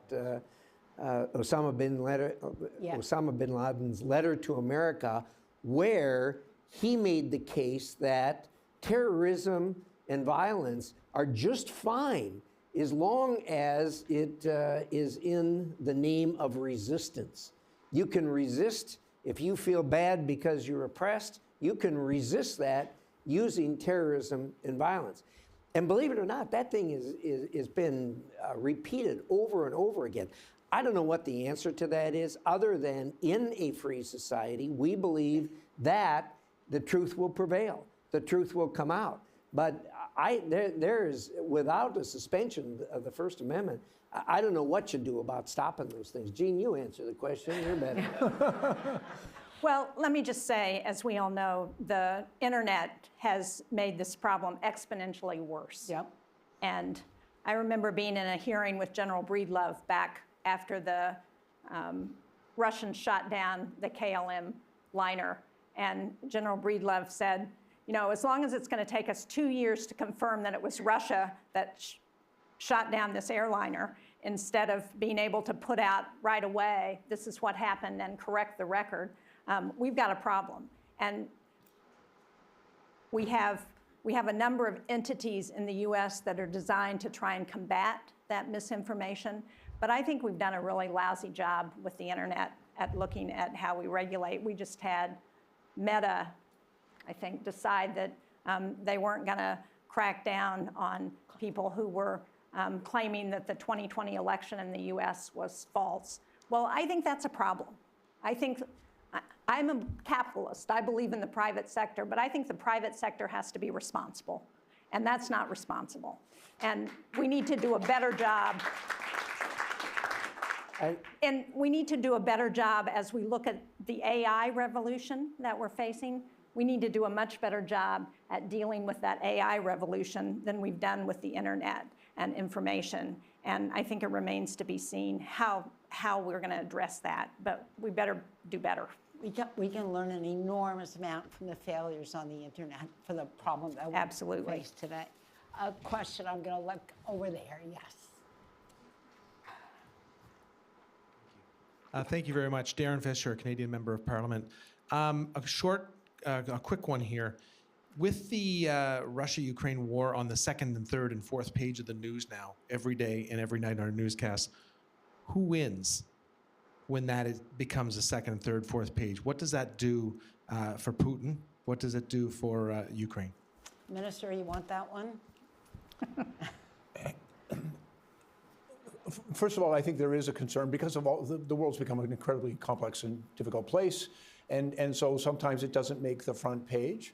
But I honestly believe as long as we remain strong in our support for that international rules-based order, for what's right, for freedom and democracy, and for Ukraine, as long as we remain united in that, and as long as we know how to speak to our own constituencies about it, like to talk to Canadians, talk to Americans, talk to everybody around the world, why this is important. I draw great encouragement because when we ask Canadians about the support for Ukraine, overwhelmingly Canadians support Ukraine. and they support Canada's efforts to support Ukraine. And I'm encouraged by that. And so, yes, we face some enormous challenges. There's a lot of disinformation around out there. There's a lot of lies that are being told. I always thought the best response to a lie was the truth. And so we've got to be a little bit more assertive in the truth. You know, the good news for all our visitors to Canada, the Minister is absolutely right. Support for Ukraine has not dropped in Canada. So I think that should be encouraging. Did I miss anybody? There's way in the back is a hand. Can you see it? That's great. 2 more minutes. Okay. Hi, Michal Kotler-Wunsch. I'm Israel's Special Envoy for Combating Anti-Semitism. And just to continue this line of questioning, I'd love actually any of you to answer where you think the moral clarity that we have on Ukraine, as we should, falters when we sound false moral equivalence when it comes to Israel, even in some of the comments that sort of we hear today, definitely in traditional press and definitely on the streets, definitely in university campuses. Where have we made a mistake? Because I don't think that we can win unless we have the same clarity on Israel, a democracy fighting for its life, attacked by genocidal terror, as we can, if we don't extend the same equal measure as we do to Ukraine. Senator Shaheen. Thanks.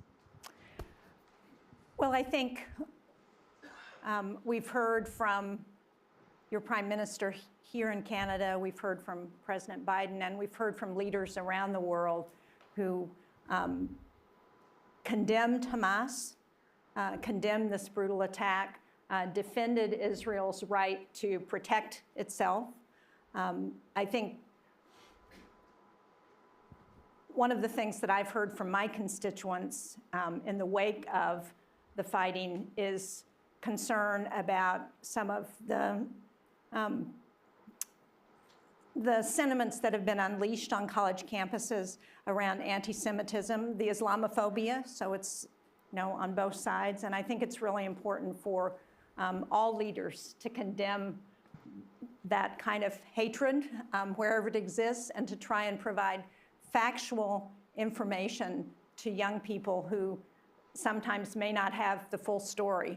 And right now, one of the things that we're seeing in the United States is that some of these emotions are so heated that it's really hard to have a respectful, reasonable conversation about what's happened and to try and work through how do we address what happens next in Gaza and with the Palestinians, as well as how do we make sure that we eradicate Hamas and other terrorist groups so that they can't do this in Israel or anywhere else. Last word to the Minister. It is an enormously challenging question. Anti-Semitism is the oldest form of hate, but Islamophobia is the other side of that sword. And what we see is in this conflict, the people have taken license from the attack of Hamas. Hamas is a terrorist organization. And I don't see why anybody would have trouble saying that a terrorist threat needs to be eliminated. Really straightforward. I think we would all agree that a terrorist threat needs to be eliminated. And at the same time, because we are also decent, compassionate people, and we believe in humanitarian rights, but anybody who comes to me and says they are only concerned about the human rights of one group over the other, they're not humanitarian at all. They're racist. And so I think that that's something we need to, again, leadership counts. Our voices count. And people need to stand up and say what's right and to denounce anti-Semitism, as well as denouncing hatred in all its forms, including Islamophobia. It's just completely unacceptable. But unfortunately, in this day and age, and we're seeing that, I'm seeing people who are marching on our streets who really have never cared about Palestine. They don't care about innocent civilian lives, but they have a hatred in their heart. And that hatred comes out. But as a society, it's useful to remember it's a small group of people, and we need to confront it. And I would also confess, because I'm a former police officer, hate laws are really hard because it runs up against the First Amendment. It runs up against our charter, too, in the freedom of speech. But there is a line. There is a line where hatred goes beyond just expression, and it becomes advocacy for violence and inciting to violence towards others. We need to do a better job of figuring out how to draw those lines. So Peter is signaling frantically, make time for one more question. So I'm going to do that. Cut me off. Andre, perfect. Andriy Shevchenko just completed my work with the Minister of Defense of Ukraine, and now I'm with the Ukrainian World Congress as head of its mission to Ukraine. My question is to the senators representing our most important ally, and thank you for this lifeline of support. It's about NATO and Ukraine. After Vilnius, many of us had feeling that we could go further. And I think we found America in a very unusual role when our closest ally was one of those most reluctant in the room to go farther and faster. Why do you think we got that feeling, and what can we realistically do before the Washington NATO summit? Thank you. You know, I think a lot of us believe that NATO ultimately needs to be, that Ukraine ultimately needs to be a member of NATO. But as you know, NATO, there are a couple of issues here. I think one is Article 5. And if Ukraine joined NATO now, it would invoke Article 5, which I think is a real question for a lot of us about whether now is the appropriate time. But NATO is also an alliance of values. And we share the same values, but we also need to get to some of the reforms that are currently underway. Alexandra talked about what's happening in Ukraine now in terms of the reforms that are happening to move Ukraine to be a full-blown democracy. And so I think that is another concern. But I think, as we saw both with the EU in making the decision for moving Ukraine into the EU, that NATO is moving in that direction. And once we get past the war, there will be an opportunity for Ukraine to join NATO. Last word, Senator Rich. Now. Well, let me tell you why you got that feeling is because I wasn't in the room. I got a different view of it than some in the administration do. But look, there is a practical reason why you can't come in now with a hot war going on, and even President Zelensky himself, in discussions I've had with him, he acknowledges that you can't do this while the war is going on. But I think as soon as the war is over, we've had this dance we go through to bring people in, most notoriously just recently with Sweden and Finland. But we need to move quickly, and the same with the European Union. You guys want to be in, we want you in. I'll be damned if I'm going to let the Russians say that you can't be in. You're here. So I want to thank our extraordinary panelists, Alexandra. Just wonderful having you here. Our senators, what can we say, except the Halifax Forum wouldn't be the Halifax Forum without all of you. And the Minister, this may be your first Halifax Forum, but it is not your last. No, ma'am. Thank you all so much for this.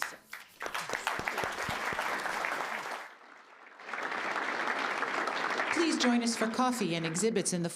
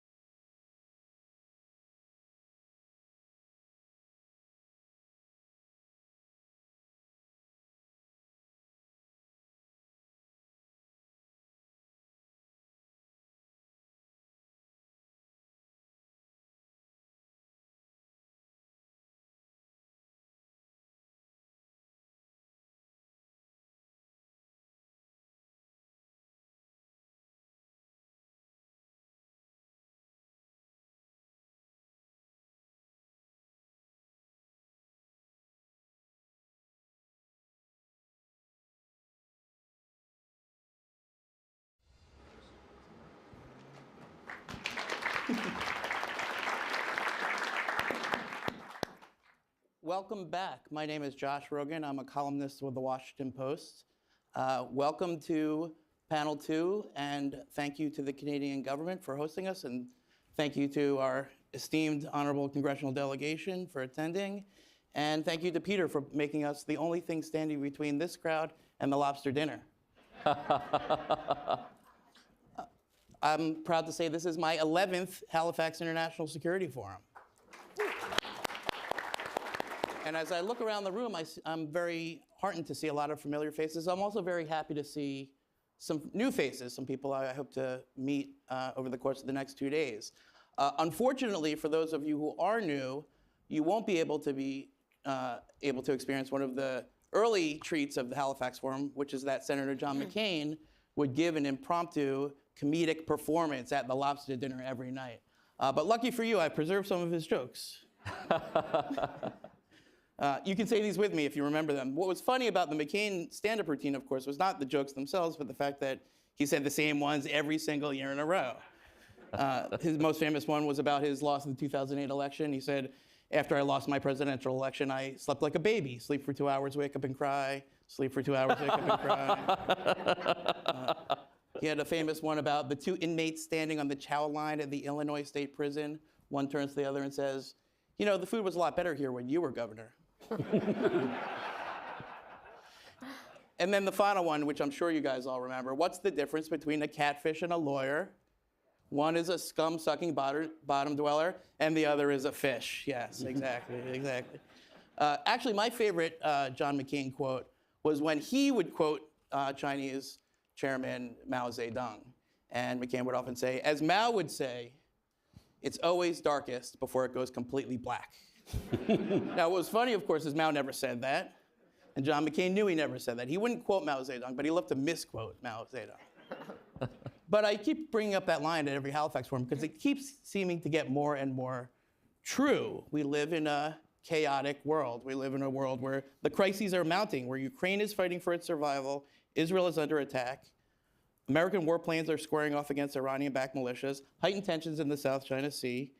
And when President Biden said last month, we are facing an inflection point in history, one of those moments where the decisions we make today are going to determine the future for decades to come, I think everybody in the room can understand that the gravity of that remark is only growing. In fact, it's not so different from what Xi Jinping said to Vladimir Putin just before he departed Moscow in March. He said, right now there are changes, the likes of which we haven't seen for 100 years, and we are the ones driving those changes together. This is not just an instance of he said, she said. No? Okay. They can't all be winners. Okay, there we go. It took a minute. The bottom line is that it seems as if, like it or not, we're entering into a bipolar world. It seems as if, like it or not, our adversaries are teaming up against us in Ukraine, in Israel, in Europe, and in the Pacific. Iran is arming Russia and Hamas. North Korea is exporting weapons to Russia and to use against Ukrainians. Russia and China are teaming up to help Hamas diplomatically. And China is helping Russia and Iran evade sanctions and continue their aggression. These conflicts are intertwined, and therefore our response, it would seem, needs to be intertwined. And that's what we're here to discuss today. And I couldn't imagine having a better panel to do it. Let me briefly introduce them. Ms. Masih Alinejad is an Iranian activist and president of the World Liberty Congress. Mr. Vincent Chow is the spokesman and director of the Democratic Progressive Party of Taiwan. Mr. Gary Kasparov is the chairman of the Human Rights Foundation in Russia. What I want to do is I want to give them each a chance to give us a situation report. It's a lot going on in the world, and I want them each to tell us just a little bit up front about what's going on in your movement related to the country that you care about, and what does this professional crowd need to know, and then we'll get into a discussion, then we'll have plenty of time for questions and answers. Masih, let me begin with you. It's been about a year since thousands and thousands of brave Iranian women took to the streets to defend their rights. A year later, it's unquestionable that the situation has changed. That the mood has changed, the people are doing things in Iran that were unimaginable years ago. At the same time, the regime seems as entrenched as ever. Give us your honest take. What's the latest? What do we need to know? It's beyond sad that last year when I was here, I was very, very hopeful that we're almost about to overthrow the regime. Not only to, save ourselves from this dictator, we were trying to save the whole world, because Iran is everywhere. The Islamic Republic is everywhere. So yes, the Islamic Republic actually killed more than 700 innocent protesters. They arrested more than 22,000 protesters, and they hanged 40 of them. So that is why the revolution, which is called Women, Life, Freedom, you don't see it in the streets, but we are actually seeing different phases of the revolution. The number of the women who actually practice their civil disobedience increased. Chinese cameras are everywhere to identify unveiled women. But women are actually, I'm very sorry, I have to say that, they're showing their middle fingers to the cameras and saying that we are here and this is our camera, we are filming you, where are you? So women are still fearless. They have nothing to lose. But at the same time, the Iranian regime are getting more brutal.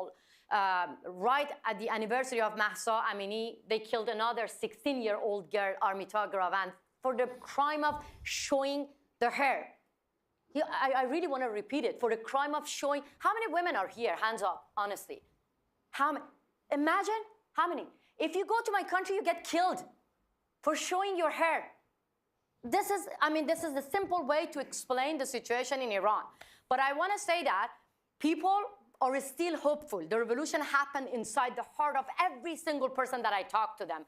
Even the family members of those people who got killed, they have hope. And they say that we will bring this regime down. And I remember that I want to say that the people still have agency to bring the regime down, but what actually helped the Islamic Republic to stay in power, it's like, the West didn't do anything. I'm not saying that the West didn't come and save us. No, but the West did its best to save the Islamic Republic when they were in crisis. First, handing out money. I remember that, I was going everywhere hearing that Prime Minister Trudeau, President Biden were saying that we stand with the people of Iran. And I was like, no, please sit down. We don't need you to stand. Sit down with your allies and make concrete decisions and actions to address Khamenei the way that you addressed Putin, to isolate this regime, because this regime is not going to just be a threat for Iranians. And what happened after last year when I warned the West, you see that now more drones being provided by the Islamic Republic to Putin to kill innocent Ukrainians, and the Islamic Republic sponsored Hamas to attack Israeli civilians. And I want to say that even Palestinian civilians getting killed, being used like a human shield just because of the Islamic Republic.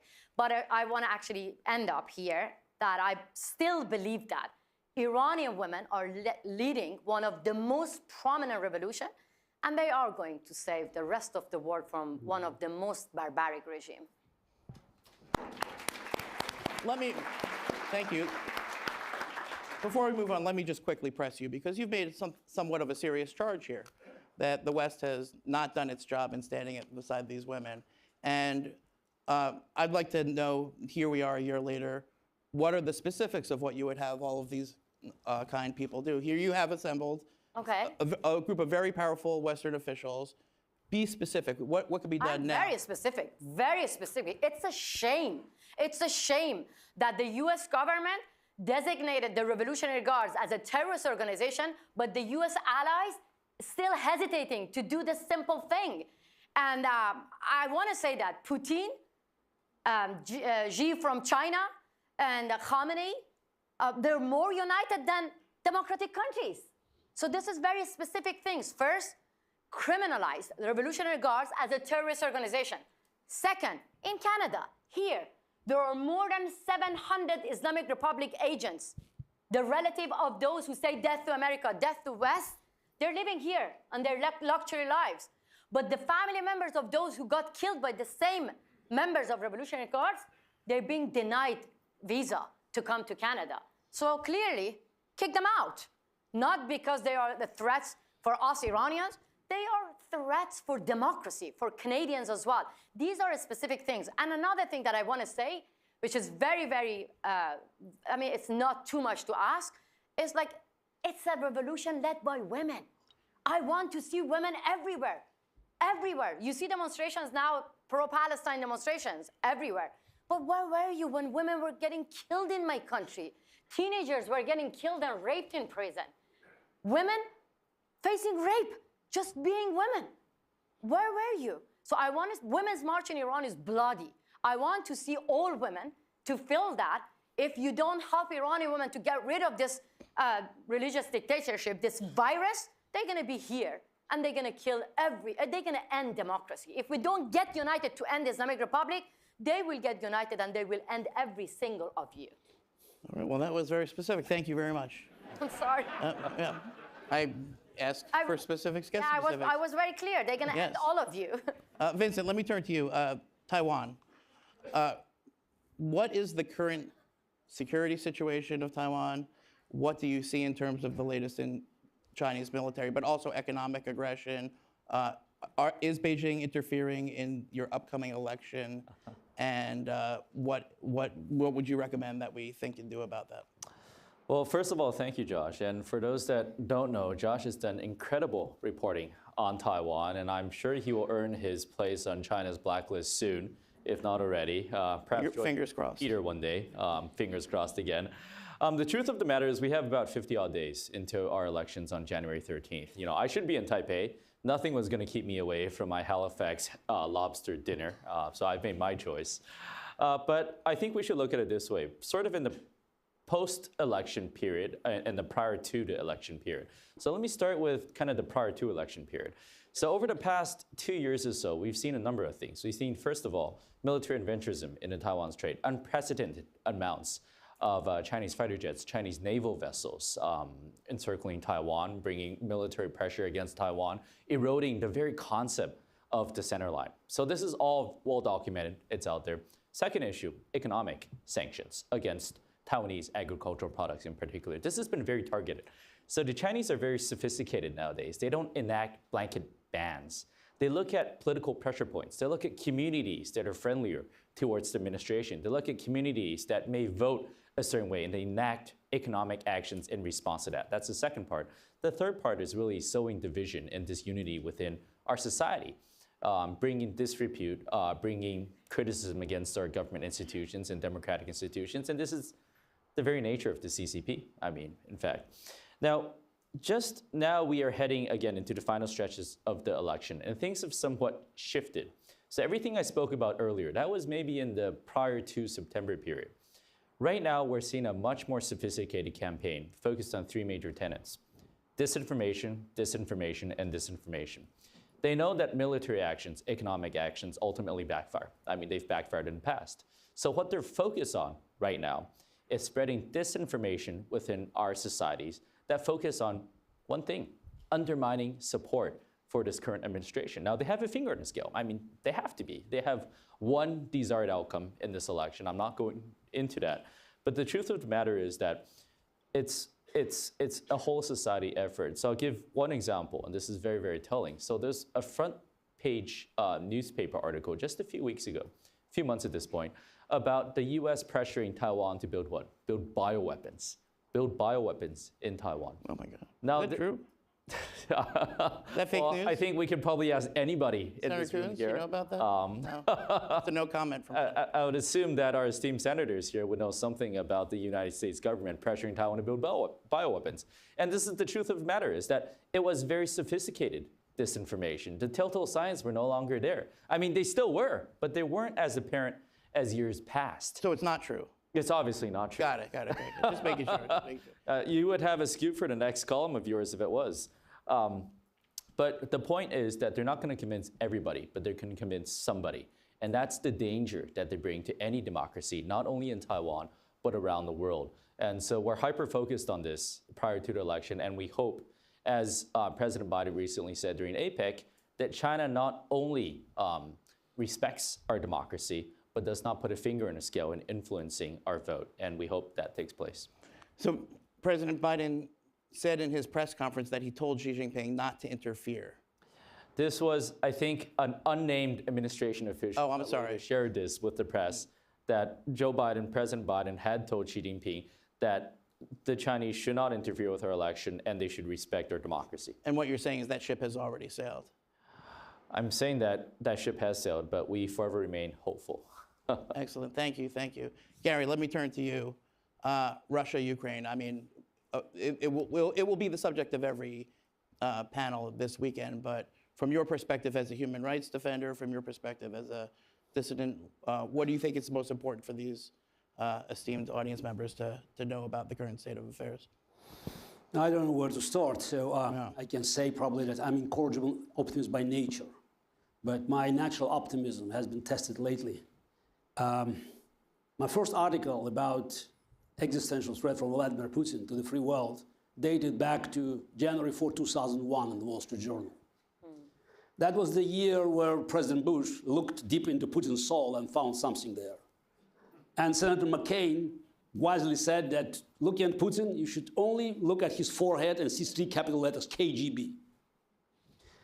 Vladimir Putin, as every dictator before him, always lies about what he did. But very often, as every dictator before him, he tells us what he's going to do. We should remember that Mein Kampf was published in 1925, and that was a blueprint.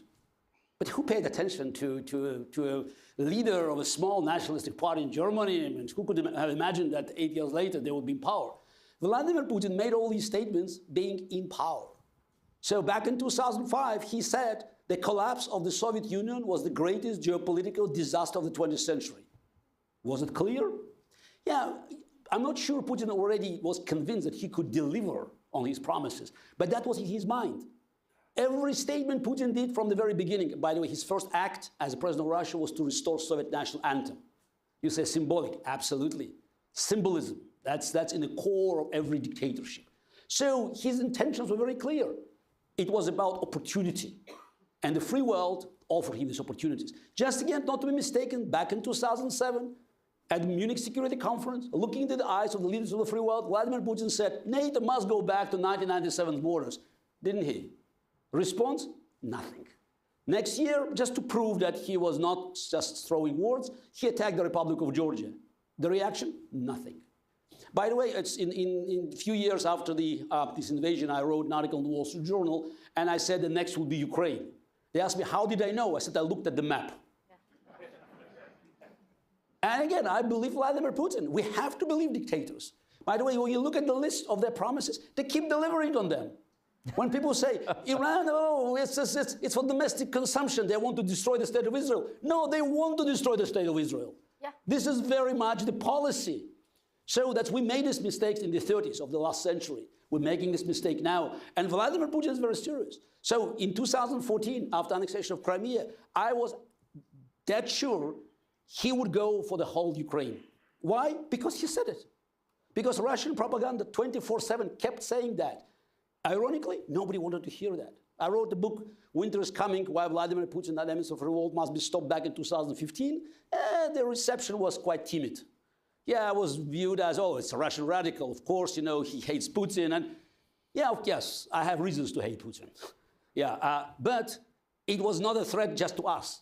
My great friend and ally, late Boris Nemtsov, had been repeating time and again, Vladimir Putin was our problem. But if you did nothing, he would be everybody's problem. Back in 2005, 2006, 2007, the years where Vladimir Putin could have been stopped. So we did nothing, and Vladimir Putin built his military presence. And I was quite shocked, you know, when people still discussed whether Putin would attack Ukraine or not, when he brought 200,000 troops, surrounded Ukraine from north, east, and south, brought half of his Pacific fleet from Vladivostok to Black Sea, and was still debating, is it, you know, it's a bargaining chip for negotiations. You don't have to ask anyone, you know, political pundit here. Listen to Russian propaganda 24/7 since 2014. They kept repeating, Ukraine was not a state, Ukrainian nation was not a real nation, we have to assimilate them, They kept saying that, and Vladimir Putin, as every dictator, had to deliver on his promise. What's happened? Nothing happened. So should I remind esteemed audience, you know, so many top brass here, on February 2nd, 2022, last year, General Milley, the former chairman of the Joint Chiefs of Staff, testified on the Hill and said that you argued against giving Ukraine any weapons, didn't he? It's in the record. Why? Because the Ukrainian army would be destroyed in 2 weeks. And the weapons would end up in the hands of Russians. I found it a little bit cynical coming from someone who 6 months earlier left tens of billions worth of American weapons in the hands of Taliban. But that's what was expected. What was the CIA forecast for Kyiv? 96 hours. So that's why when we are applauding now NATO unity, we should remember it's cemented by Ukrainian blood. Yes. And the same leaders who are now debating how to help Ukraine would be sitting and negotiating with Putin, trying to salvage pieces of Ukraine. No doubt about it. Ukraine, for Biden administration, was a bargaining chip in the negotiations, alongside with Iran. Iranian deal was a part of that.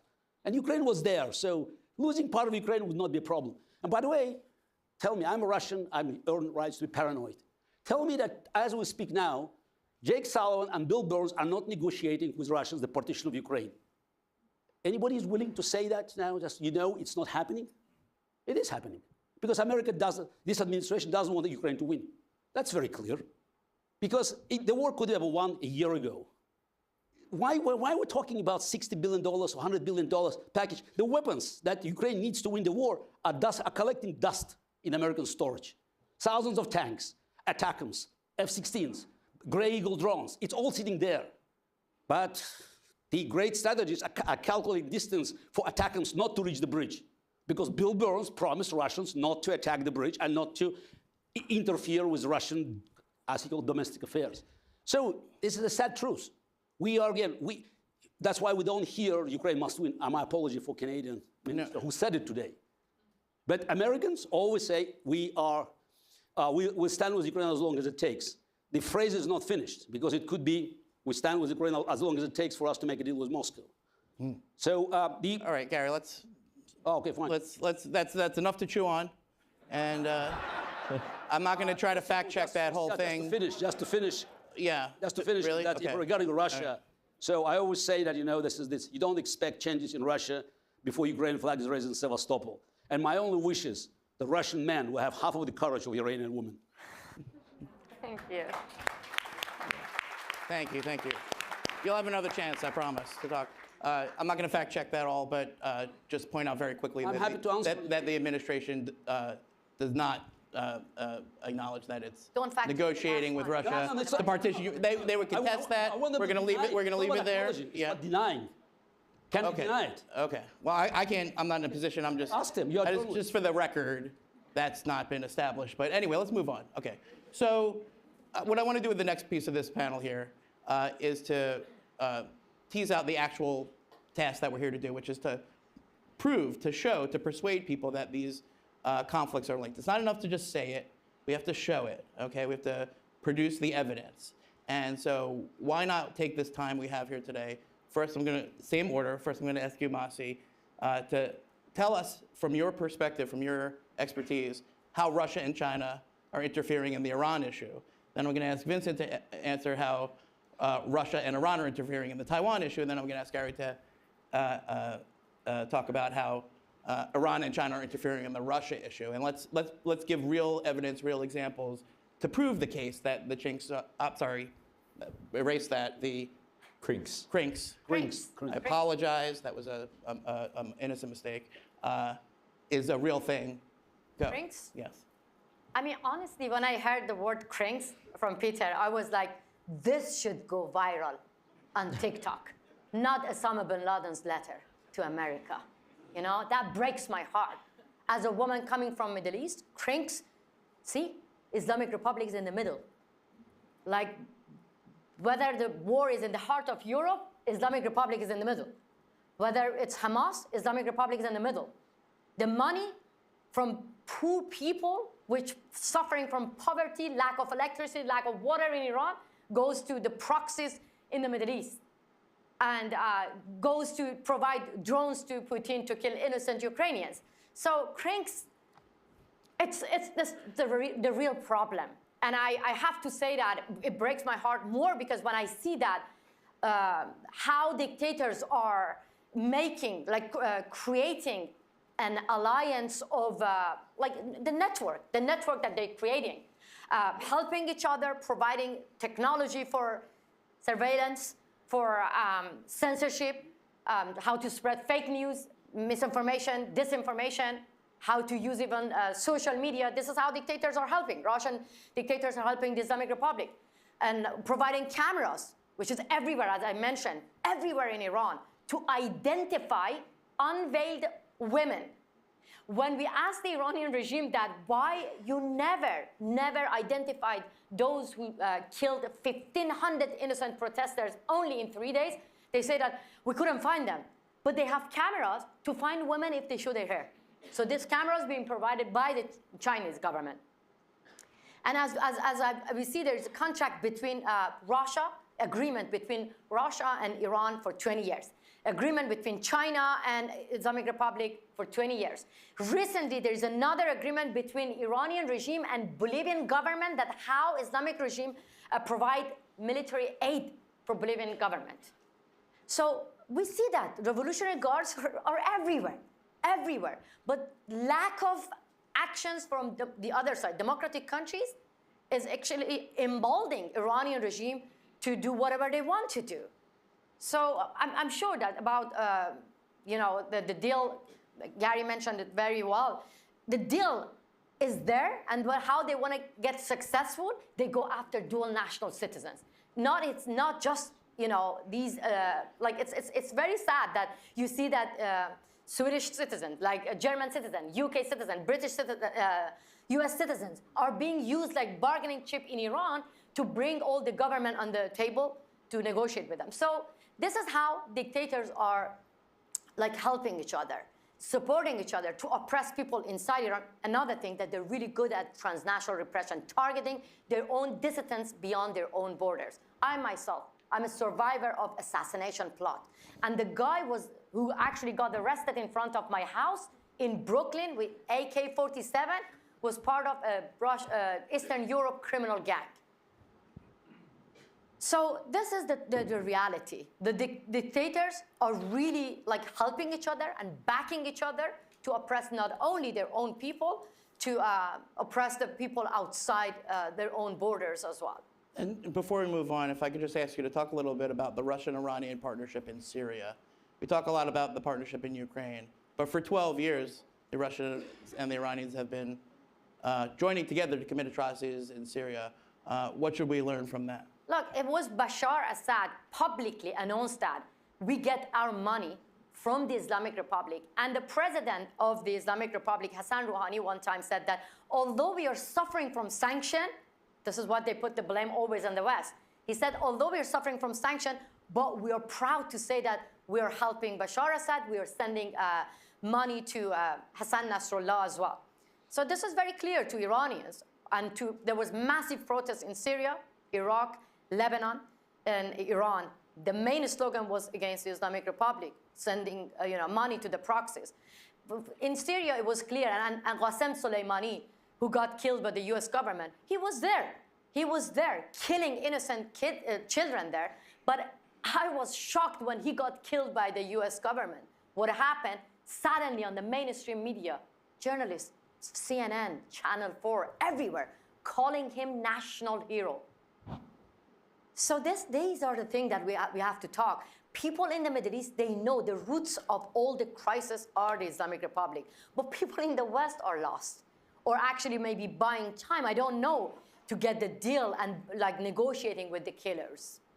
Thank you. Vincent, from Taipei's perspective, what is the involvement of the Iranians and the Russians in the overall effort to help China achieve its aims vis-a-vis Taiwan?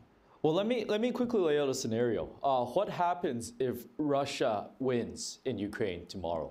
3 immediate things happen. First one is that authoritarian regimes anywhere in the world are emboldened by the demise of democracy. Second, it showcases that democracies are disunited. I mean, we're just not united when it comes to solving common issues, for example, the defense of democracies. Third, it heightens the CCP's claim that unification is essentially inevitable and that the people of Taiwan should learn to accept this. Now, the opposite is almost exactly true as well. So let's go into this a bit further. First of all, this idea of democracies versus authoritarian regimes. Now, I tend to not like this phrase, great power competition between China and Russia. And for a simple reason, because it's not about China and Russia. It's not about, China and the United States. It's about really democracies and authoritarian regimes. I mean, this idea that it's just about China and the United States, number one, gives the impression that other democracies don't have agency in this. And then number two, we don't have a stake in this, which are both not true. I mean, I would say that from Taiwan's perspective, we have a greater stake than anybody in the United States because China is threatening us on the front lines. And that it may one day lead to a Chinese threat on American borders, but right now the threat is on our borders. And so we're cognizant of that. Now, so to take that into a further point, when we look at this idea of authoritarian regimes and democracies, why CRINC is a thing, and there's growing pains associated with that word, I understand. But why CRINC is a thing is that because authoritarian regimes are standing together.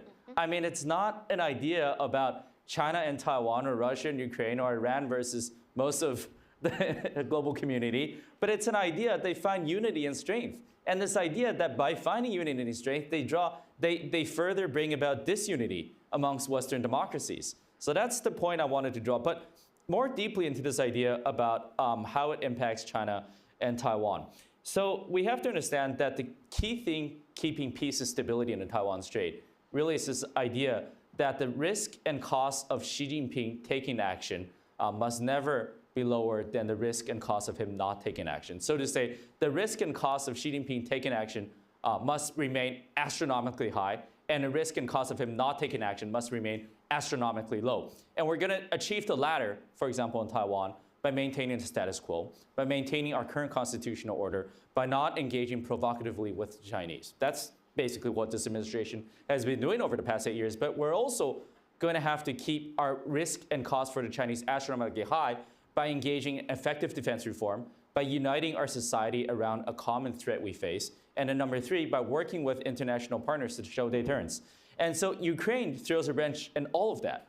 So for example, if Russia is successful in Ukraine, number one, it shows that the democratic community probably isn't coming to Taiwan's defense. I mean, keep in mind that the challenge of resupplying and supporting Taiwan is astronomically greater than Ukraine. I mean, the cost to the international economy and supply chains are going to be multitudes greater in a conflict over the Taiwan Strait. So if the Western community, if democracies can't come together to support Ukraine, what does that say about Taiwan? And what does that say to China? And what is the message the CCP receives?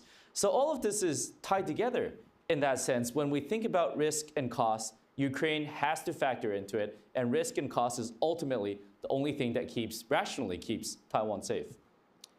Excellent, assuming that Xi Jinping is a rational actor. Well, no, it's an entirely irrational part. I mean, this gentleman said it best. I mean, Xi Jinping has already made clear, not only in his letter on the 40th anniversary to the Taiwanese compatriots, also in the 2022 August New Era White Paper on Taiwan, that unification is the only desired outcome. It's the only allowed outcome. And that peacefully, if possible, but by force if necessary. And all of this is correlated not only to the legitimacy of the CCP and the national rejuvenation of the so-called Chinese nation itself, but also the political legitimacy of Xi Jinping himself, particularly as he goes into the third and fourth term. So there's absolutely no reason for us to not take this at face value. And if we do take it at face value, again, as we should, then again, risk and cost is the only thing that is going to bring about a sustainable peace in the Taiwan Strait. Excellent, thank you. Just to steer back to the topic a little bit, Russia, China, Iran, how does that union of actors impact the work that you do, Gary? First of all, I love the word CRINC. It sounds sleazy. So that's, yeah, I'm not sure, but it's good. You know? The only problem is it's missing Venezuela. Yes. So we have to remember that there's another member of this CRINC, whatever it is. So that find a way to install this V there.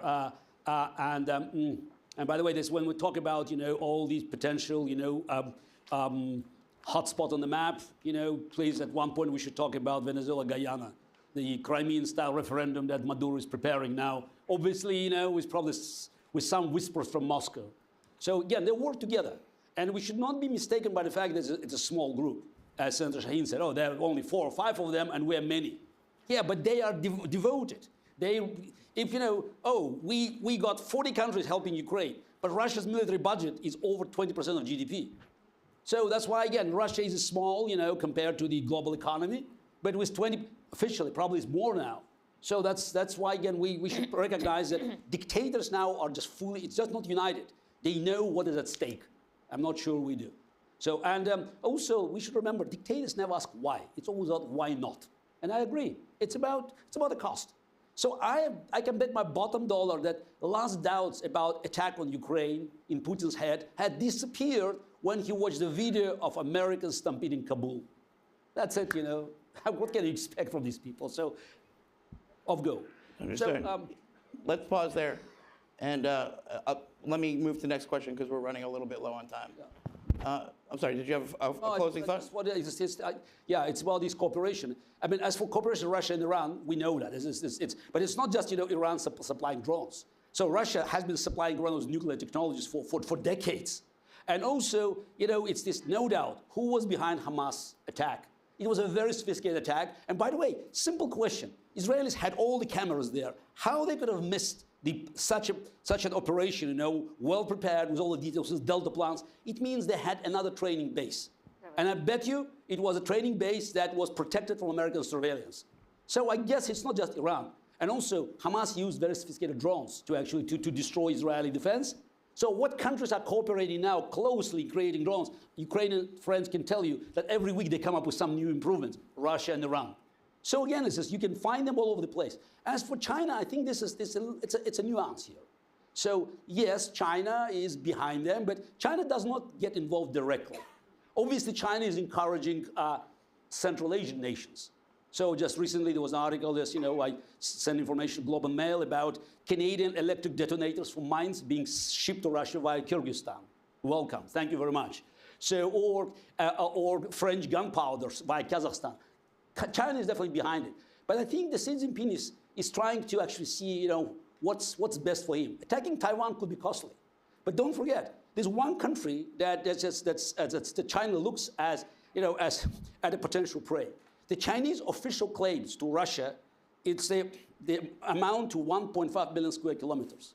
The entire territory from Vladivostok, which by the way is no longer Vladivostok on Chinese maps, in Haishevin, to Lake Baikal, was China until 1860. So that's why I think he's just, you know, he's happy to see the war going on and on, because potentially instead of going for Rocky Island, which is armed to the teeth, and potentially having American aircraft carriers, he has a much better opportunities in the north. So but of course right now, he's trying to gain all the advantages. And I want to remind anybody that the signature of a dictator on a treaty is not worth of paper. It's put on. Understood, thank you.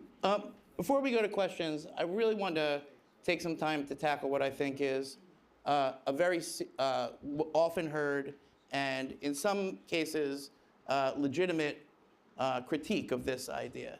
And I think if we want to be honest about what's going on in our politics and our societies, there's a lot of fatigue with internationalism.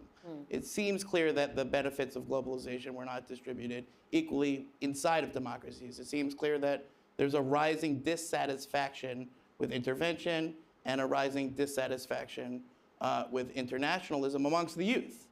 And I'm wondering if we can, first of all, answer those criticisms. Are we biting off more than we can chew?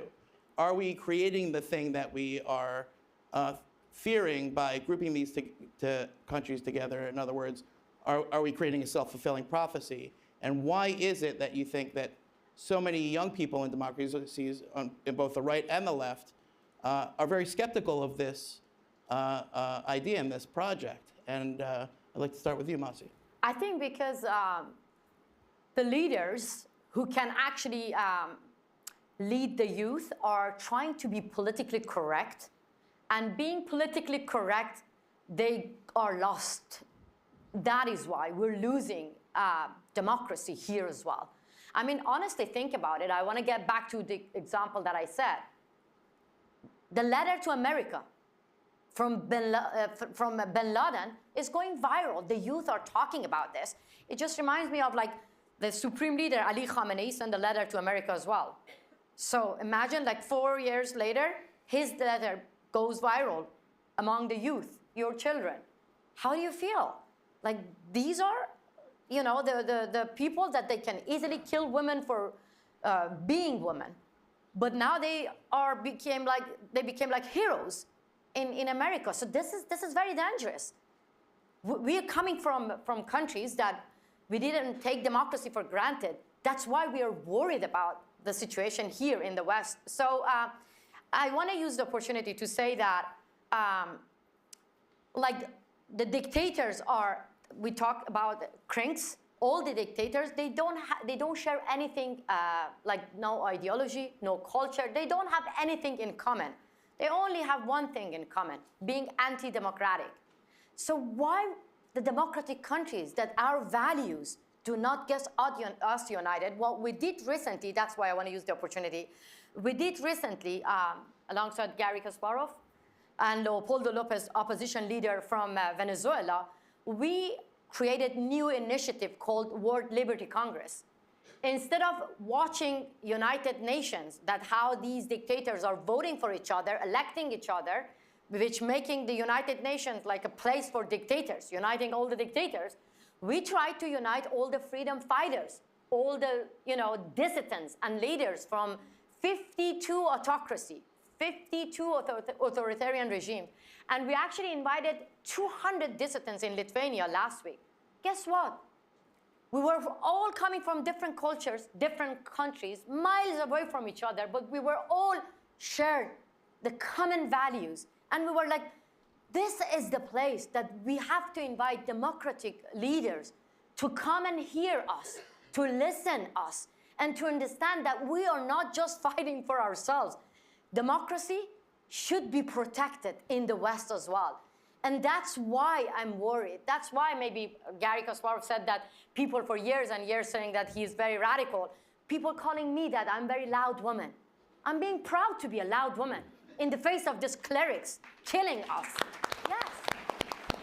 Thank you so much. And I want you to join us to the CRINC community and to the World Liberty Congress community and help us to protect democracy. That's all I need. Thank you, Vincent. I was engaged in a debate at a university last week about whether or not we should defend Taiwan, and the university students voted against it. And to be sure, that may say something about my debating skills, but it also, I think, says something about young people today. What do you think about this, and what do you think can or should be done to bring the next generation along and to persuade them that this is a project worth continuing? Well, first of all, I would say to them that defending Taiwan is not their responsibility. Defending Taiwan is our responsibility, and we're firmly committed to that. I mean, over the past 8 years, our GDP per defense spending has gone up from 1.78% to about 2.5%. In real dollar terms, it's gone up over 50%. We've revived conscription back from 4 months back to 12 months. We've engaged in defense reform. We've brought in new capabilities. We're building our new indigenous defense submarines for the first time ever. I mean, all of these actions are supposed to showcase one thing, which is that defense, again, is our own responsibility. And it's great. It's fantastic for international partners to chip in, and it's helpful for them to do so. And like I said, I mean, if we're talking about cost and risk, there's no single greater cost and risk that can be introduced than international partners saying that they have a stake here in the peace and stability of the Taiwan Strait. But ultimately, the responsible party is ours. So that's the first thing I would say.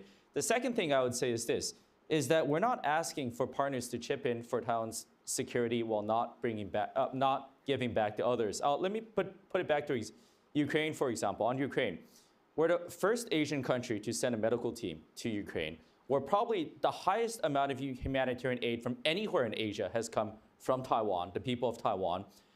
We've donated power generators, school buildings, housing to place cities across Ukraine. Our Taiwanese citizens have bled and died with their brothers and sisters in Ukraine fighting for freedom. And we're putting together a reconstruction package, about $90 to $100 million US right now in our legislature to support the reconstruction of Ukraine. I mean, these are things that the people of Taiwan are doing because we firmly believe what we are saying, which is that democracies stand together and is ultimately a two-way street. Excellent. Thank you. Gary, the last time the House voted on Ukraine aid, a majority of House Republicans voted against it. And that's 117 House Republicans voted against it. They're responding to their base. What do you think is, how did it get to this point? And what do you think can or should be done to make the argument to young conservatives in particular that the Ukraine project is something worth supporting? No, I think it's the same kind of ignorance as on the left about Israel or Hamas. Because it's quite ironic. I already said it, but I can clarify it. Whatever is $60 billion or $100 billion, this is not money given to Ukraine.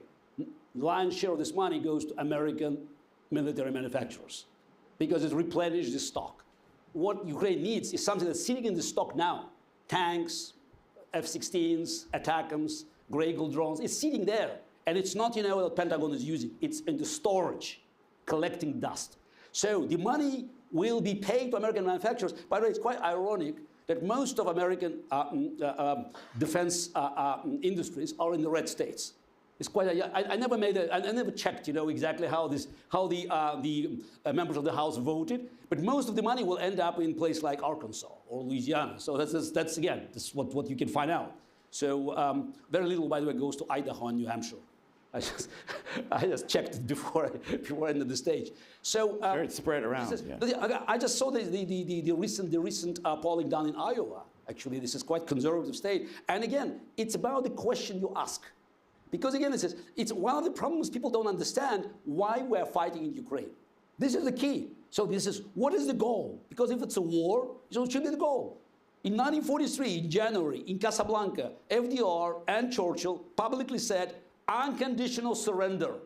And don't tell me that the Wehrmacht in 1943 was a less formidable force than Putin's ragtags.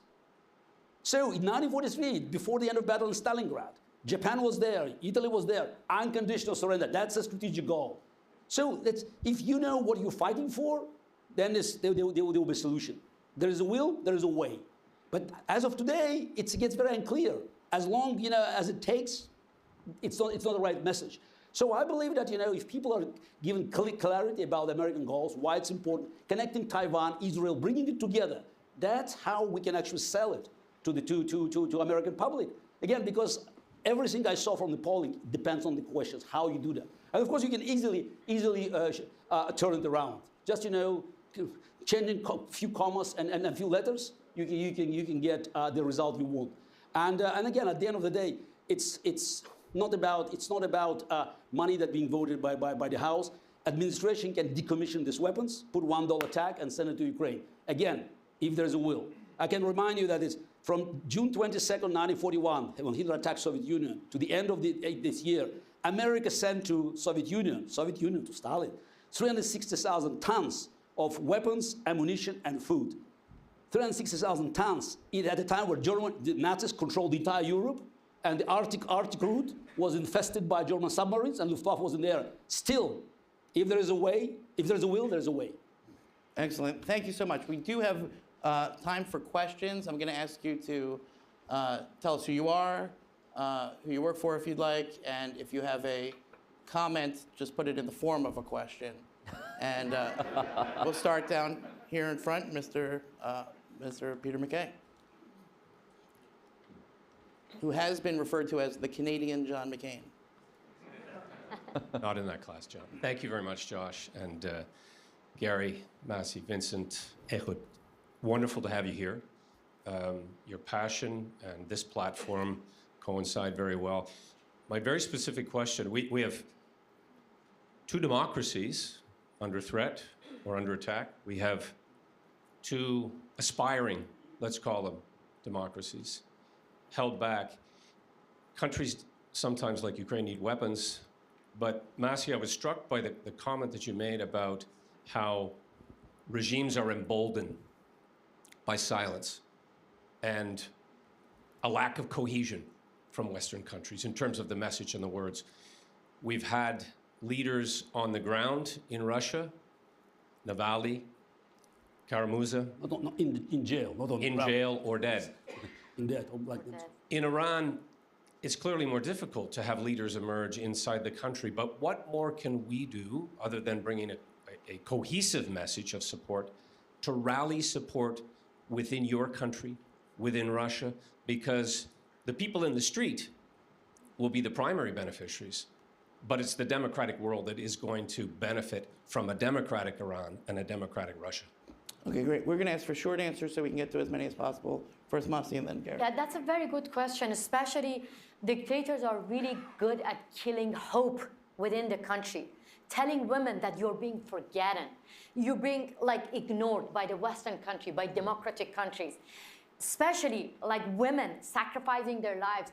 And you see that many female politicians going to visit the same dictators, wearing hijab, bowing to the same dictators. You can do a lot by showing to the women within the country in Iran that no, by what I said politically correct, don't be politically correct. Islamic Republic is a terrorist regime. They have only one name. Use the name gender apartheid.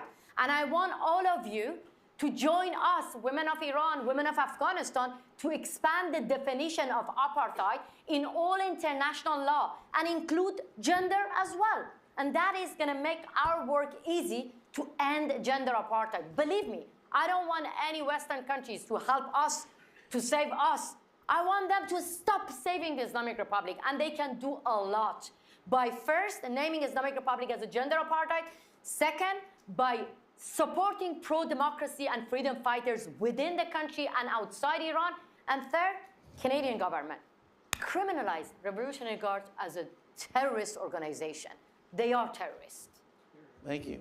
Gary, quickly. Yeah, it's as we can see, it's in the absence of secondary sanctions. Putin found ways of selling his oil, gas, and rebuilding his industry. Unfortunately, again, we don't have time, but I can show you the numbers. It's the Russian military production is higher than ever now. But there's one resource Vladimir Putin cannot replace: brains. So instead of just imposing sanctions on all Russians, you should have a policy of inviting engineers and financiers out of Russia. I told my American friends, if you had a chance in 1942, invite German engineers, issue them visas, scientists. Would you do that in a heartbeat? What's standing on the way now? All you need is basically a recognized group of Russians. There are many of us. As I say, Russia has no deficit in de Gaulle's. There are many of us. So with more authority than Colonel de Gaulle in June 1940. The problem is the lack of Churchills on the other side. So, and offer chance for these hundreds of thousands, you don't need probably millions, of Russians to get out. And what I say, join the other Russia. So the pin on my lapel now, it's our flag. We just remove the red stripe on the bottom, no more blood on Russian flag. This is a symbol of Russian opposition. Help us to create the other Russia. So maybe it's 1 million people, but again, it's a quasi-state. But make sure the people who are making Putin's weapons and helping his economy to stay afloat, they will get out. Because this is the only resource he cannot replace. It's about winning the war, and war is about logistics. Excellent, thank you.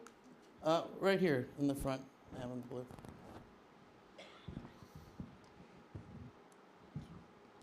Hi, my name is Sabrina Sakeb, and I'm from Afghanistan. Masi, thank you so much for mentioning the women of Afghanistan. And I just wanted to remind everybody that in 2001, when the world came together to kick out Taliban, the regime who were supporting Osama bin Laden, the terrorist, and their terrorist group, they kicked out Taliban from Afghanistan. They brought women into the platforms, into the conferences. Women were running for office, for presidential election even. Women were athletes. So we had a life, and we hope for a better future for our country.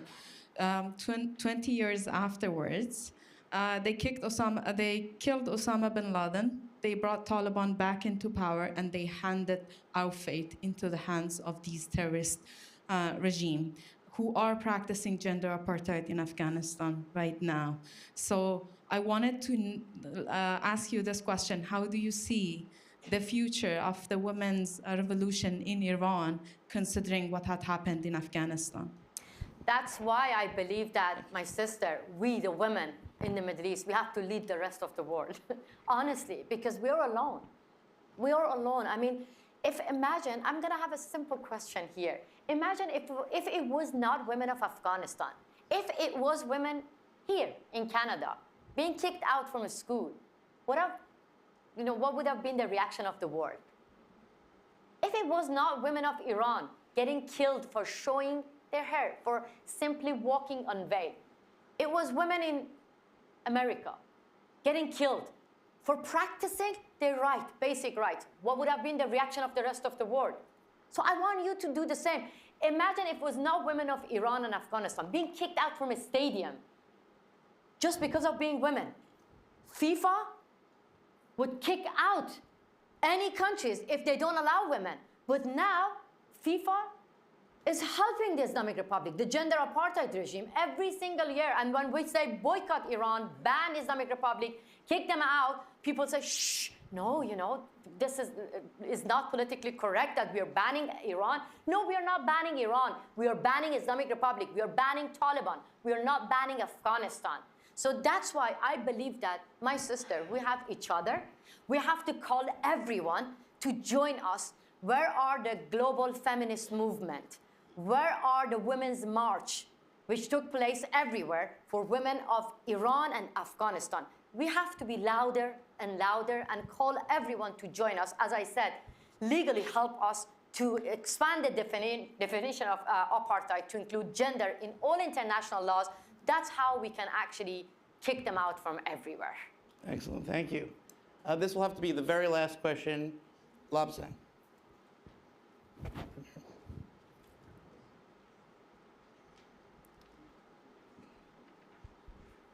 Oh, thank you. As Marcy said, you know, Ukraine has 4 countries, but Marcy said there are 50-some autocratic countries. Yes. I think all of them are trying to follow a philosophy or ideology that they want to replace the present world order and follow the Chinese world order. Now, Xi Jinping made it very clear what is Chinese world order. Global Belt and Road Initiative, global security, global development, global civilization initiative. And said, in 70 years of Communist Party of China, they have never occupied an inch of foreign land. I'm Tibetan, my Uyghur friends are here, and then Mongolians will all testify that even in the footage, it was not shown, that Han Chinese occupied or inhabited areas only 40%. 60% of present day's map of China were inhabited by other people like Tibetans, Uyghurs, and Mongolians, right? So it's an expansionist ideology. And when there's a global security, it means global surveillance.